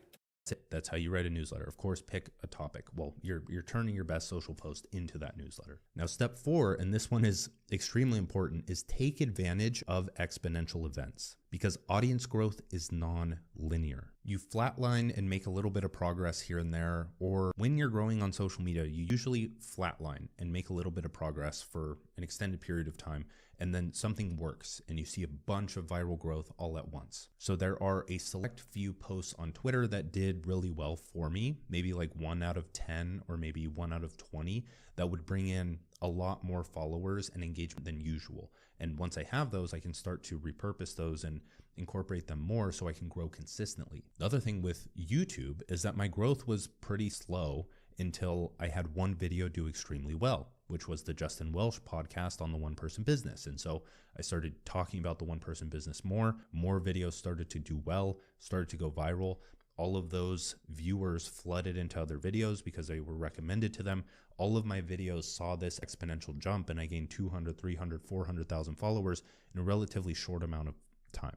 And the same thing happened with my Instagram growth, where there were... But there's 2 lessons to take away from that. One is the grind. This isn't going to happen all the time. You need to do the other 30 posts before you can get the one viral one. It's not going to happen. And the grind of, like, you're going to have to post a bunch of videos people may not be watching before you get the one that takes off. So that it's not automatic, and it can't be just the one video. You're going to have to get through it, grind away. And then 2 times where I kind of just fell into a trend because I was experimenting. If you don't it's only going to happen. You can't plan for it, right? It's going to happen in fits and starts. It almost makes no sense. There's no rhyme or reason to going viral. None of it makes sense. If you could figure out how to go viral, every company would be doing it all the time, but they can't. Experiment, you're never going to find out what works. So I was experimenting with carousels, and they seemed to do really well. And then I had my tribe share individual posts from those carousels to their stories, and they shared different carousels on different days. So it's like I send them the post, they share. I do. It's funny you ask that. These days, no. But this traditionally has been a variety channel where I played a different game every day. And then, I'd get into like a main game, and then I do indie games and weird games, and like I'm all over the map. It just happens to be that I started Stardew Valley, and I'm really, really enjoying it. So I'm gonna keep playing it until it gets boring or something better comes along. Like I just finished Expedition 33, and then we did another couple indies in between. Like if you actually go look at the Twitch tracker, go to twitchtracker.com, punch in my username, you'll see I played crap ton of games. They're the first post of the carousel one day, and then 2 days later I send a middle post of the carousel. They send that, and it would almost guarantee that it always ended up on the explore page, and that got me up to 200 something thousand followers. And then when I started doing the animated reels, the first few of those, the first like 10, did extremely well. Then I went to 1.2 million followers in like the course of 1 or 2 months. So social media growth is kind of like you're growing very slowly or not at all. What does he mean by animated? I wonder what he meant by animated shorts. Oh, yeah. Yeah, variety's way more fun. Like on Thursday, my plan is to build Lego. So that's until I completely destroy my channel, which might be coming or might not. I don't know. This whole video and everything I've been talking about is really confusing. I'm still working through some stuff. We'll see. And then you see that big jump, and then that repeats until you take what works and you start to integrate that into your brand. And so those things come up more, and you start to slowly sustain growth. You hit this baseline level of followers that you gain every single month.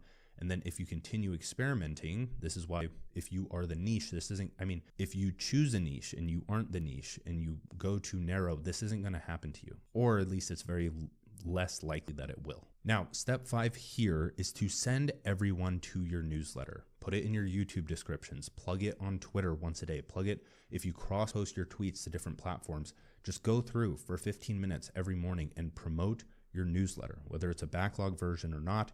This is what I've taught in 2-Hour Writer for the longest time. But you're sending everyone to your newsletter. That's just where you're sending people every single day so that you have one central place for the people that actually want to hear from you. So that would be Discord, I would think, right? For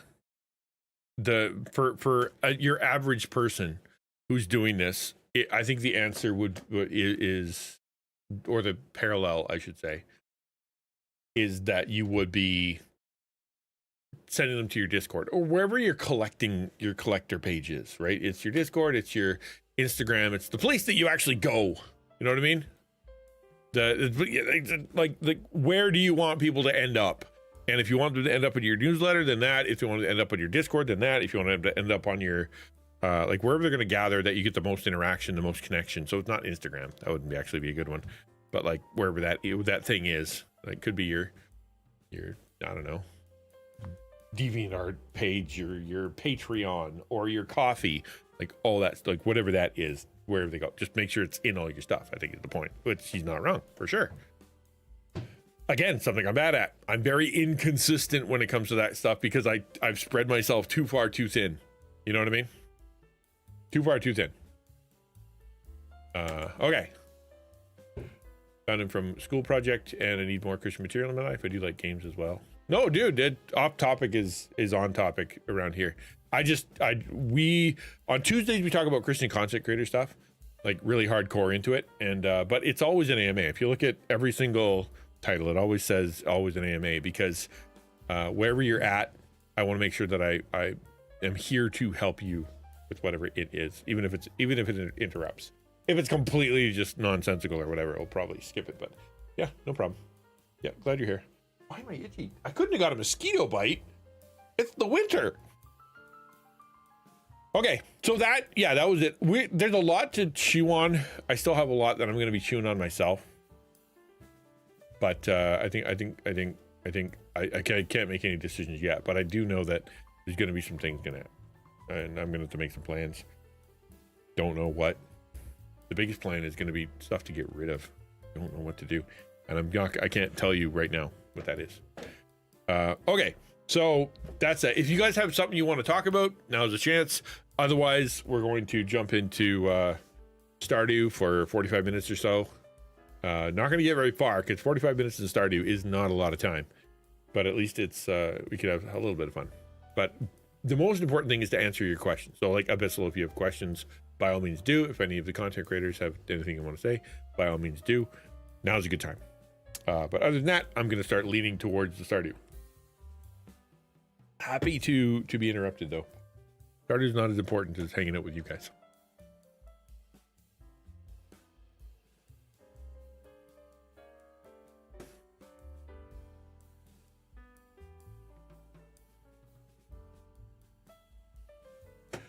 Doodly doodly doo. Nope, that's Discord. Speaking of Discord, that's crazy, hey? I don't know if you guys are following along, but like Discord said they want to protect the children. We need to get your biometric data and your government ID. Don't worry, we won't save it. It'll only stay on your machine. Then they're like, well, actually, we're gonna upload it. Some people, it might get uploaded, could happen to this other place that actually keeps your data and uses it. And like, it's just, they have crapped the bed so hard with this initiative of theirs that I don't know if they're going to be able to recover. Like, if they ask me for biometric data and they ask me for my ID, I have to say no, because it's well, that's the thing. I don't know if they're even going to ask me because I don't have any adult content. Like, so I don't know what that would, yeah, I'm just saying, man. It's just, I can't believe how bad they're doing when it comes to how they're marketing this change.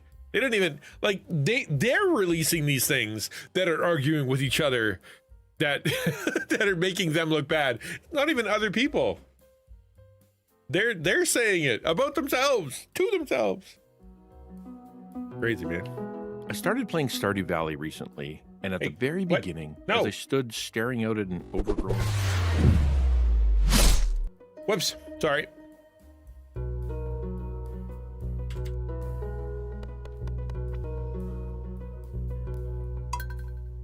You're gonna see a few changes because I have been playing in between. The reason I didn't release a video on Saturday is because I was doing this. Because I was depressed as flip.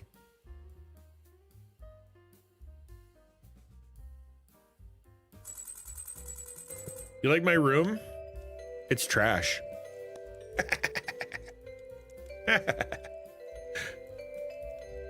This is my moldy couch.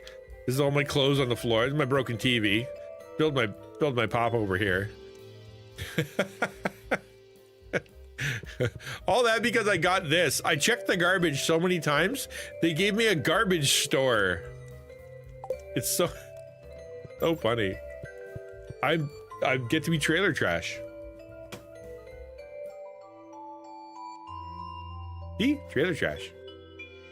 I even have my plastic chair, my tire to put my feet up on, a bottle of hooch.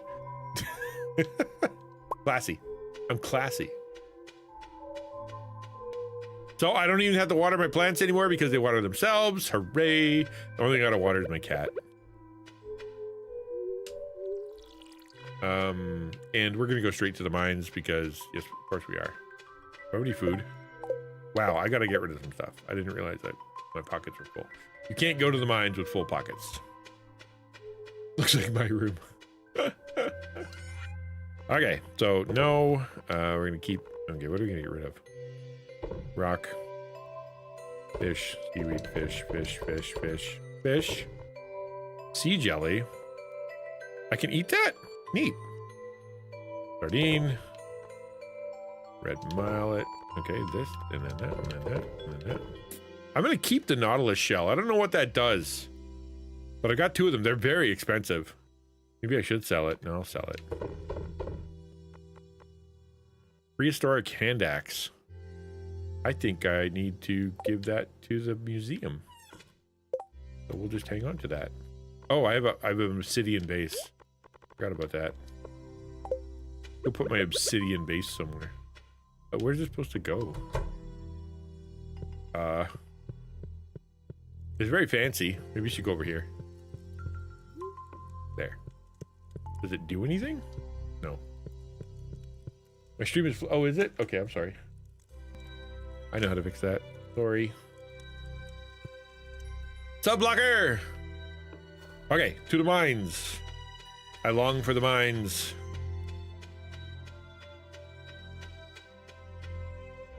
I'm gonna put some food in my pocket here. Because I get down there and then it's kind of a little scary now. Because it's actually pretty awful.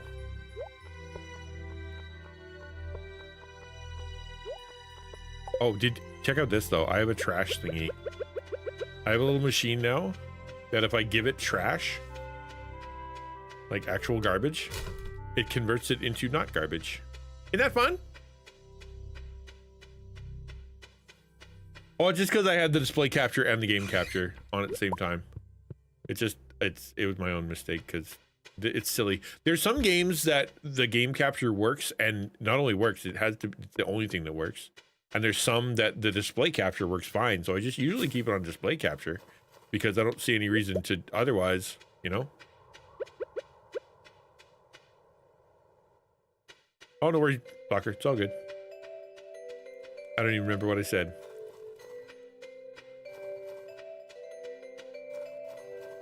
All I know is that we're going deep. The music changes pretty substantially when I go in here. Level 105.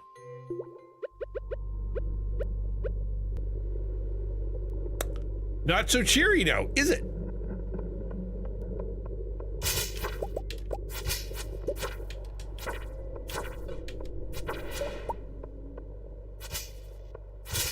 Our objective is just to go down. We're not trying to get crazy, we just want to go down. Although if there's a diamond here, I'll take it.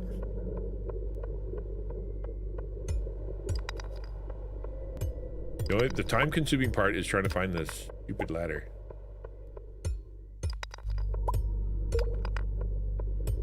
It's an interesting, there it is. Interesting mechanic that you have to find the ladder. Nice, like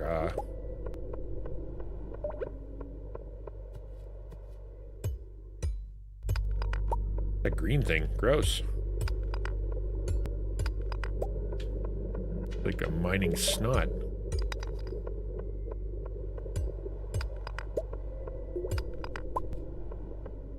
Creepy noises are not helping my state of mind. Oh, I should go over there a little bit. Just a bit to see what's going on. Nothing's going on. Okay, good. Cool. I'm very small. I'm gonna make myself a little bigger for you guys. I apologize. Scale 150. Yeah, that's way more interesting to watch. Ow!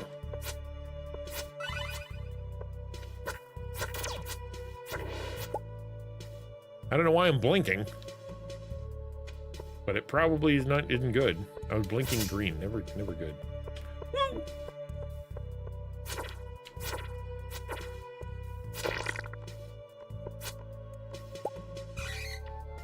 What's up, Rushmore? How you doing, man?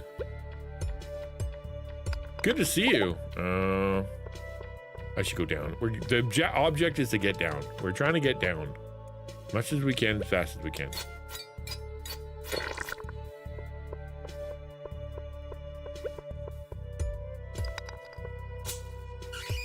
How's things? Oh, there we go. Wow, that's doing well. Cool.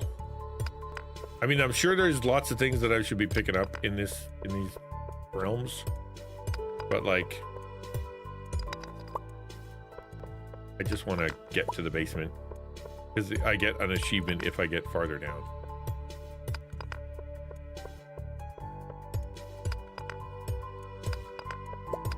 Oh, I hit it. Scary. Scary monsters are scary.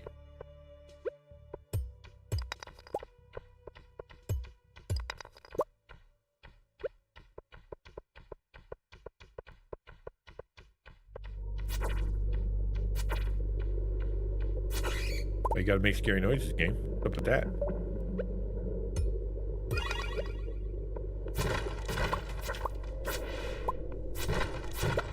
How's Rushmore? What are you up to, dude? I got a shadow dagger. Is that good? Is that a good thing?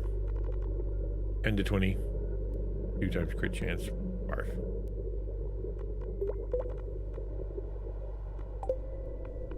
Don't need it. I have a sword that kicks butt.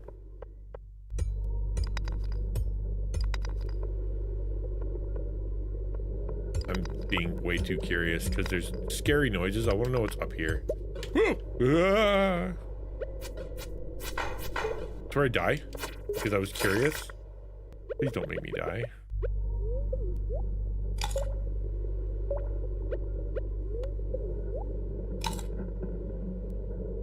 There. That was better.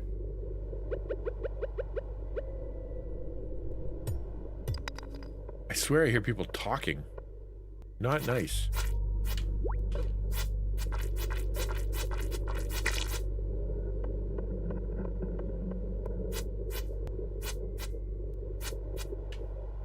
Heck. Why is it so big? I found the ladder, but I'm like, I want to check things out, but it's huge. Yeah, that goes around. I'm gonna go up. Yeah, totally not creepy at all. Yeah, this is Stardew. It's called it's a cozy game, don't you know? All right, all right. I'm gonna go find that ladder again, because.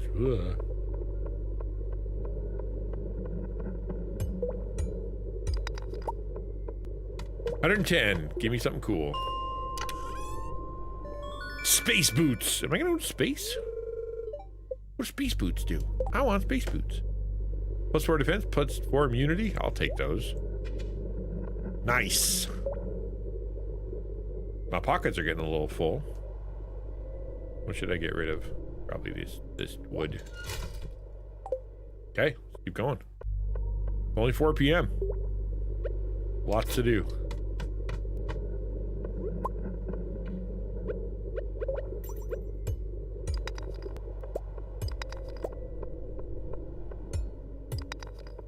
I need a better pickaxe. I shouldn't be hitting these with 2 hits. They should be a 1-hit thing. Die.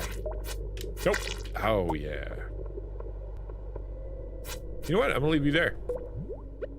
I don't need to fight you. You're stuck. You can blame the RNG.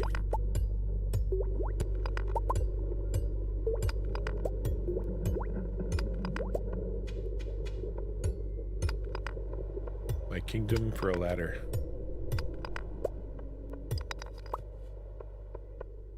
I found something on my land, and it was from my grandfather, who apparently, even though he died, he's apparently coming back in year 3. I don't know what that means, but he's like, look for my coming on the 3rd year. Like, literally, Gandalf style. I don't know how, but I'm only in year 1, and I have a lot of game to play before I even get close to that.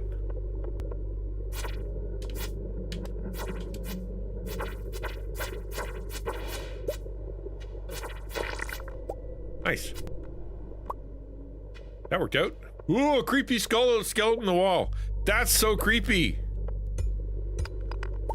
The walls are made of skulls. I'm just gonna take a quick peek.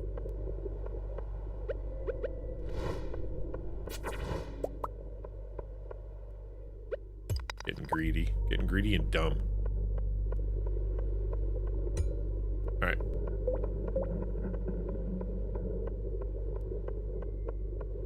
We'll just leave. I don't know how deep this thing goes. I bet it's 150. If I had to guess, I bet I have to go 150 deep.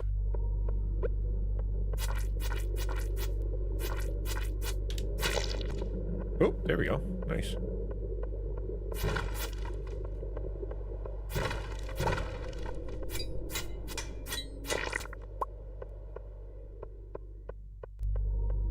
It behooves me to break all these.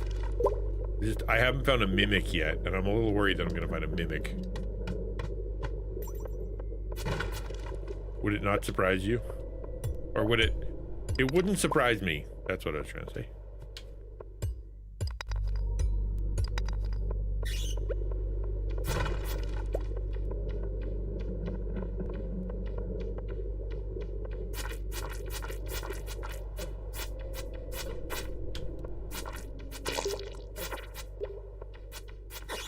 I got some serious knockback. Yes! Mystery box. However, I have too many things. What should I get rid of? I got coal for days. I can get rid of this coal. Or I could just eat. That's another option.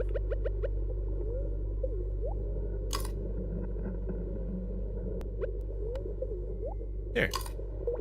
I'm set.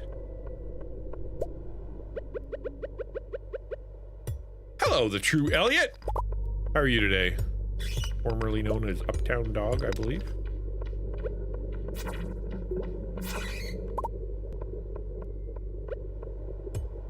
Hey, let's go that way. There's stuff to break.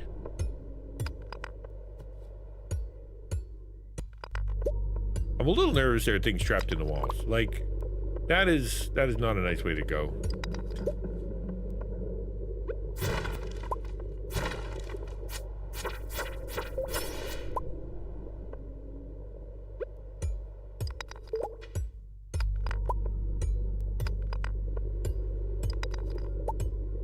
There it is. Nice. We're making tracks now. See, we just hit 15. Hooray. I will have to get back home soon. I don't think I'm going to make it past this one. Let's... Oh, that was close.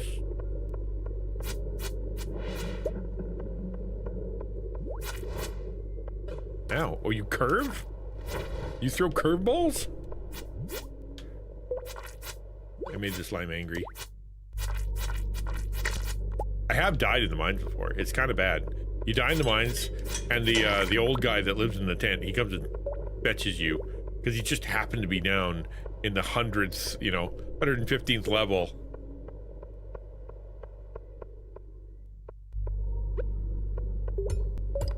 Yeah, I don't think I'm gonna make 120. Not if I can't find a ladder.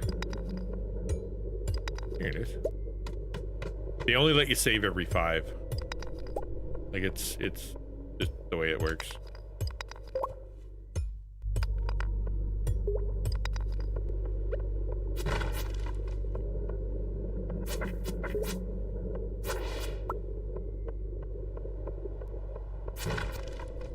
But you still get cool stuff.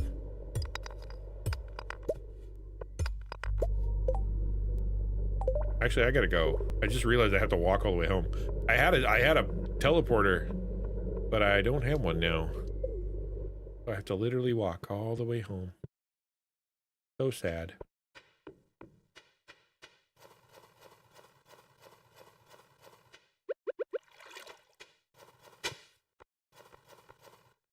I wonder what that was. What did I get? An ancient seed. Ooh, fun. I can grow an ancient something.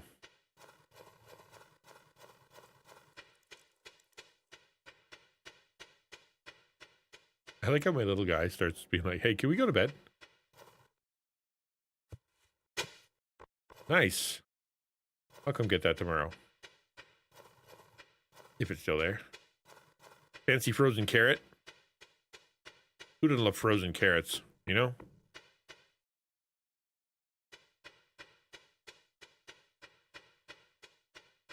Not having to water my plants is such a gift. See, it turned into rocks. I gave it garbage, it gave me rocks. It's only fair. What can I get rid of? Yep. Kind of don't want to get rid of anything. Get rid of the quartz, I suppose. Get rid of the crab. I'm not going to eat the crab. Get rid of the crocus? I just found it lying around. Yeah. All right. Cool. And then put things away. We'll put things away later. Actually, I don't know how to sell my clothes. This is something I need from a Stardew person. Because I've got, like, a bunch of clothes, like, and weapons that it won't let me sell. But I don't know what to do with them. Like, I just got all this stuff. Alright, pet my cat. Go to sleep. Love it. Transmute gold. Can I transmute gold into something better? Or can I transmute something into gold?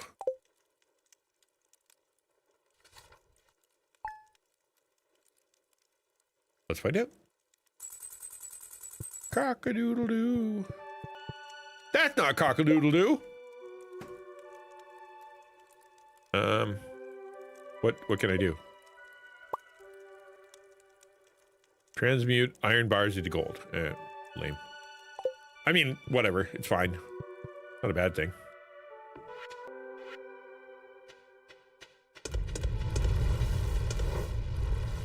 Cool. I'm gonna go to the museum.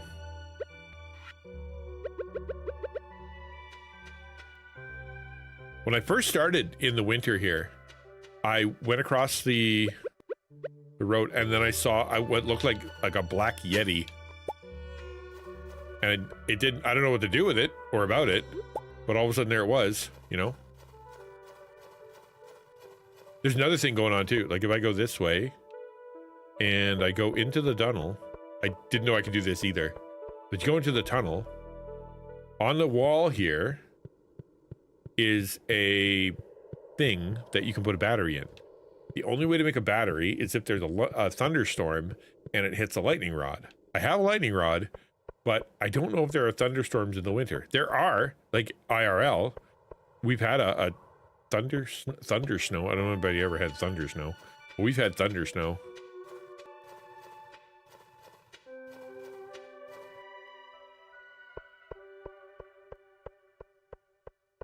But every once in a while, you gotta go looking around for things to dig.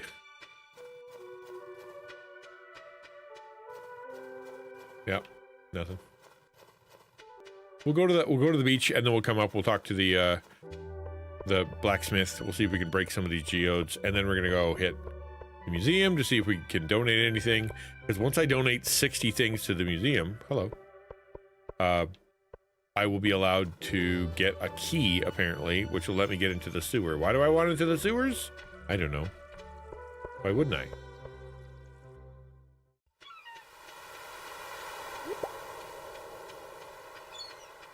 You get exploding trees, yeah. Isn't that wild? That's crazy. Just when you think like you understand weather, all of a sudden like, oh no, trees explode now because of weather. Like, when did that start? Oh, it's been a thing. Like, when was it a thing? You tell me when exploding trees were a thing. You didn't make that up.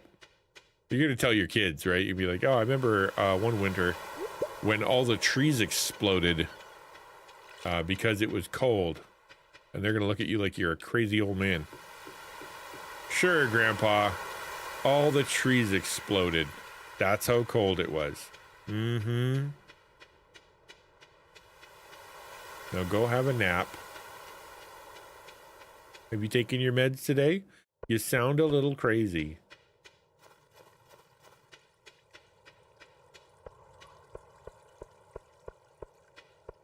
I also got to deliver something purple to my girl. She deserves it. All right. Process some geodes for me, buddy. Yeah, this one first. Rocks! Lame. Mystery box. Seeds. Lame. This is the good stuff right here. Let's go. A purple something. Gold. Lame. Dirt. Cool. Come on. More dirt. Silver. Wow, that was a dismal. That gotcha game was terrible. Donate. What can I donate? This fancy rock. Where does it go? I guess the only place it can go is right here.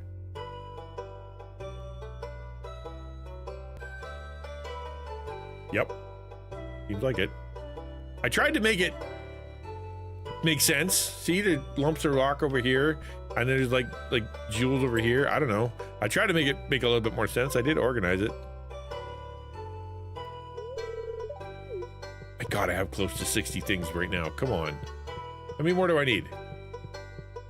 Let's see. 1, 2, 3, 4, 5, 6, 7, 8, 9, 10, 11, 12, 13, 14, 15, 16, 17, 18, 19, 20, 21, 22, 23, 24, 25, 26, 27, 28, 29, 30, 31, 32, 33, 34, 35, 36, 37, 38, 39, 40, 41, 42, 43, 44, 45, 46, 47, 48, 49. I need 11 more things.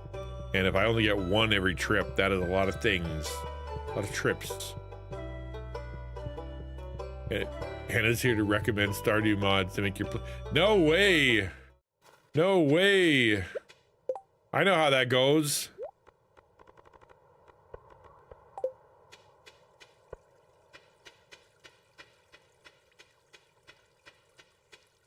Look how close I am to getting Abigail to marry me or date me. I need one more heart and she'll date me.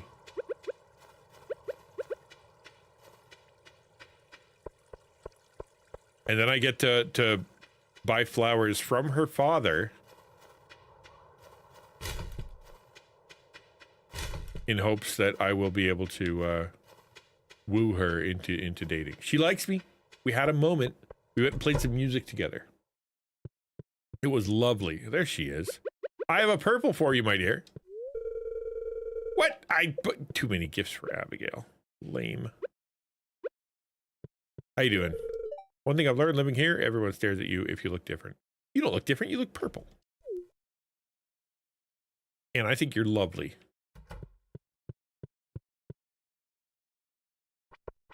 Okay. I guess we can go back to the mines. I don't know.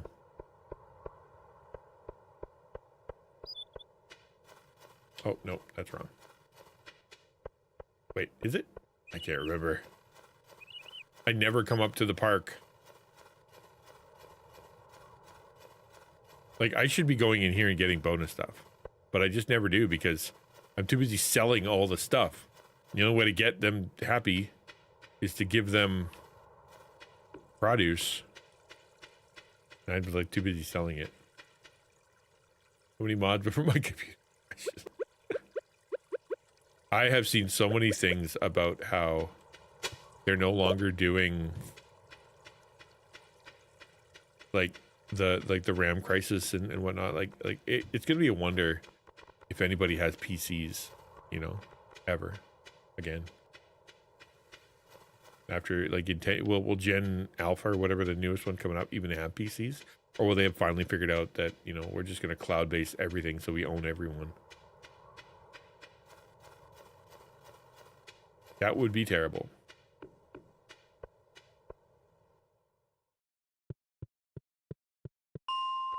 Down to 115. Let's go. We can make it to 120.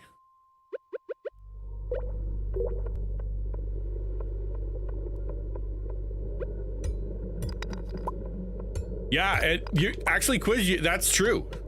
They're actually having to figure out game optimization because people don't have. They can't just go get a 40 whatever-ish thing. What's that? What is that?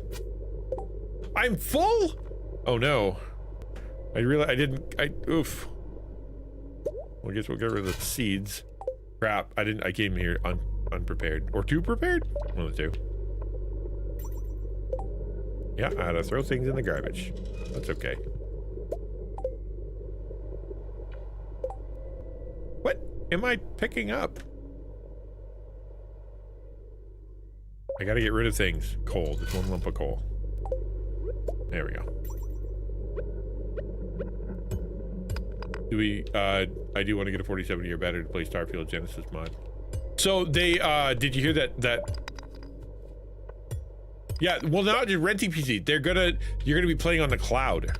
They will give you a monitor and enough juice to be able to get onto the cloud. That's it. And then they will do all the processing so they can own all the things and all your access and all the software and all of everything. But yeah, truly, for the first time in ever, NVIDIA is not releasing a video card this year. There's not enough sand in the world, I guess. Quality of life, bigger backpack mod. Yeah, I'd imagine, but still, I've learned in Minecraft that if I don't have limitations, then the bad things, you know, then I don't enjoy the game. I need the limitation. Dang it. They get too easy and then I quit. I've already used Cloud PC when I had a MacBook. I agree. I think everybody would want their own PC, honestly. But I also, for the first time, I played, what did I play? The new Harry Potter game. I played that on a cloud, and that was kind of fun. Made life a little, I didn't want to buy it, you know?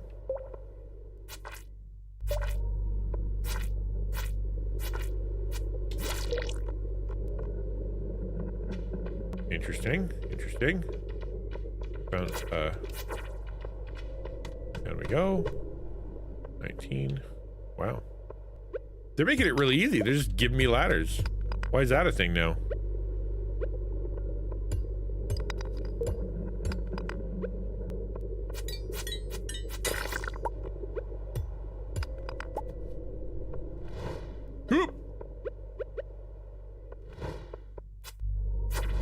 Die, balloon boy.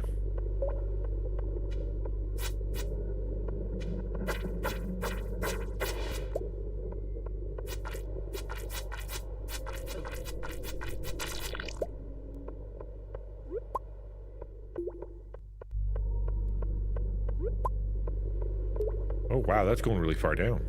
That's crazy. 119.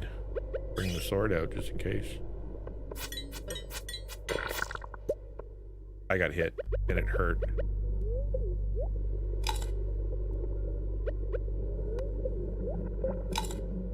All right, should we dig our way in there? Oh, I shouldn't eat the mushroom?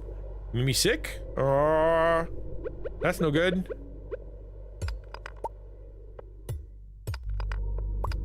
Yeah, you're stuck, buddy. Neener, neener. I'm not letting you out. Although I bet the ladder's behind you. Yeah, probably.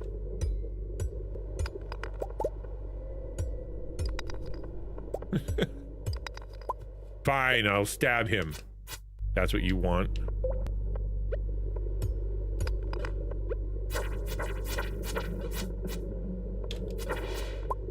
Oh, that guy was rough. Oh, and he didn't even have access to the... Dang it.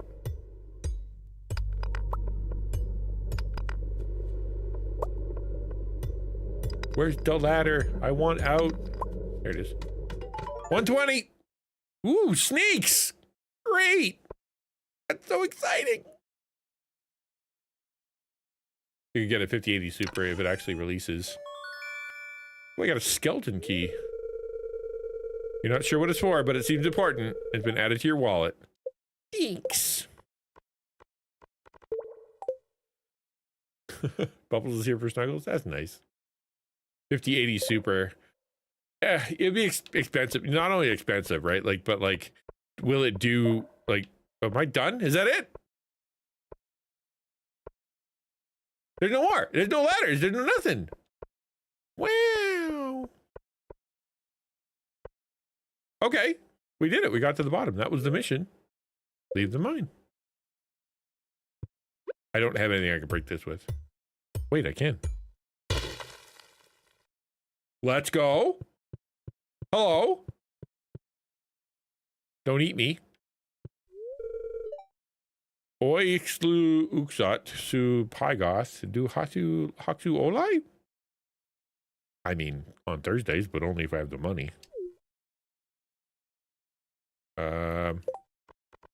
I'm gonna eat this purple flower.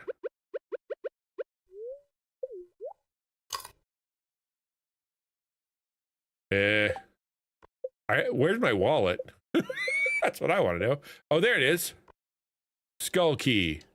I take it the skull key is not for this. Oh, he liked bug guts.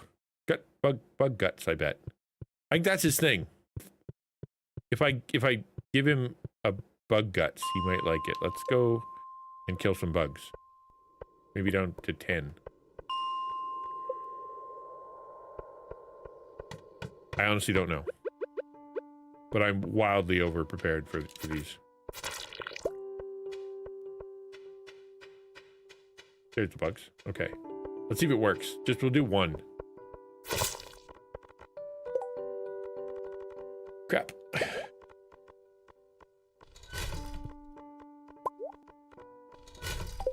Okay. Let's go give him bug guts. I seem to recall reading that in the library.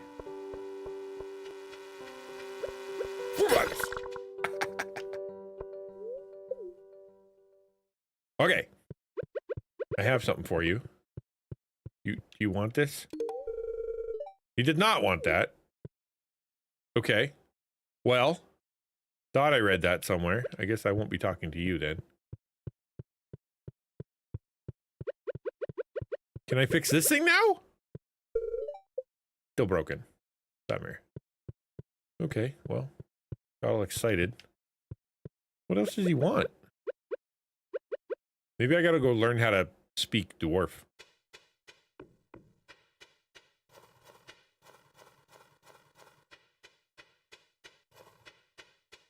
Is that a thing? Can I learn how to speak dwarf? Take a class?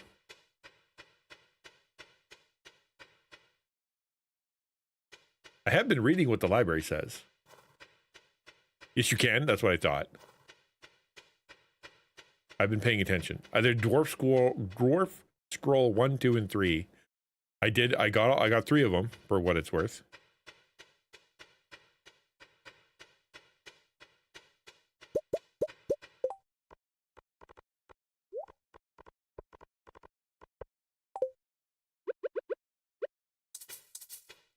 I don't have any coal. Oh yeah, I gave away all my coal.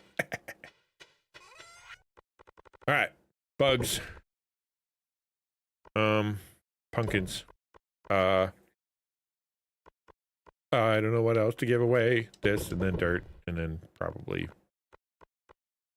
squid ink. That's probably an ingredient in something. Get at my rocks. My jade. Need some rubies. I don't know what to give you.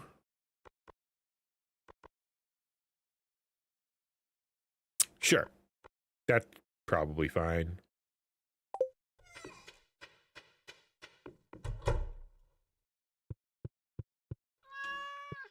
I'll pet. Oh, I didn't feed my cat. Hold on. It's going to be mad at me. If you don't do it, he will legitimately avoid you and he'll get all like, you get rude. The cat gets rude. He's very needy. There you go. I know it's too late and it'll go away and you didn't get any, but it counted. So there. There's a 4. Okay. All right.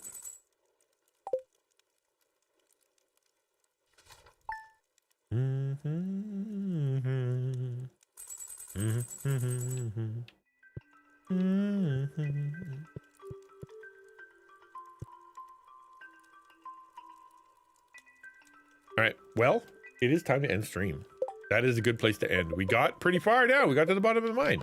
Like, what else do you want out of life other than, you know?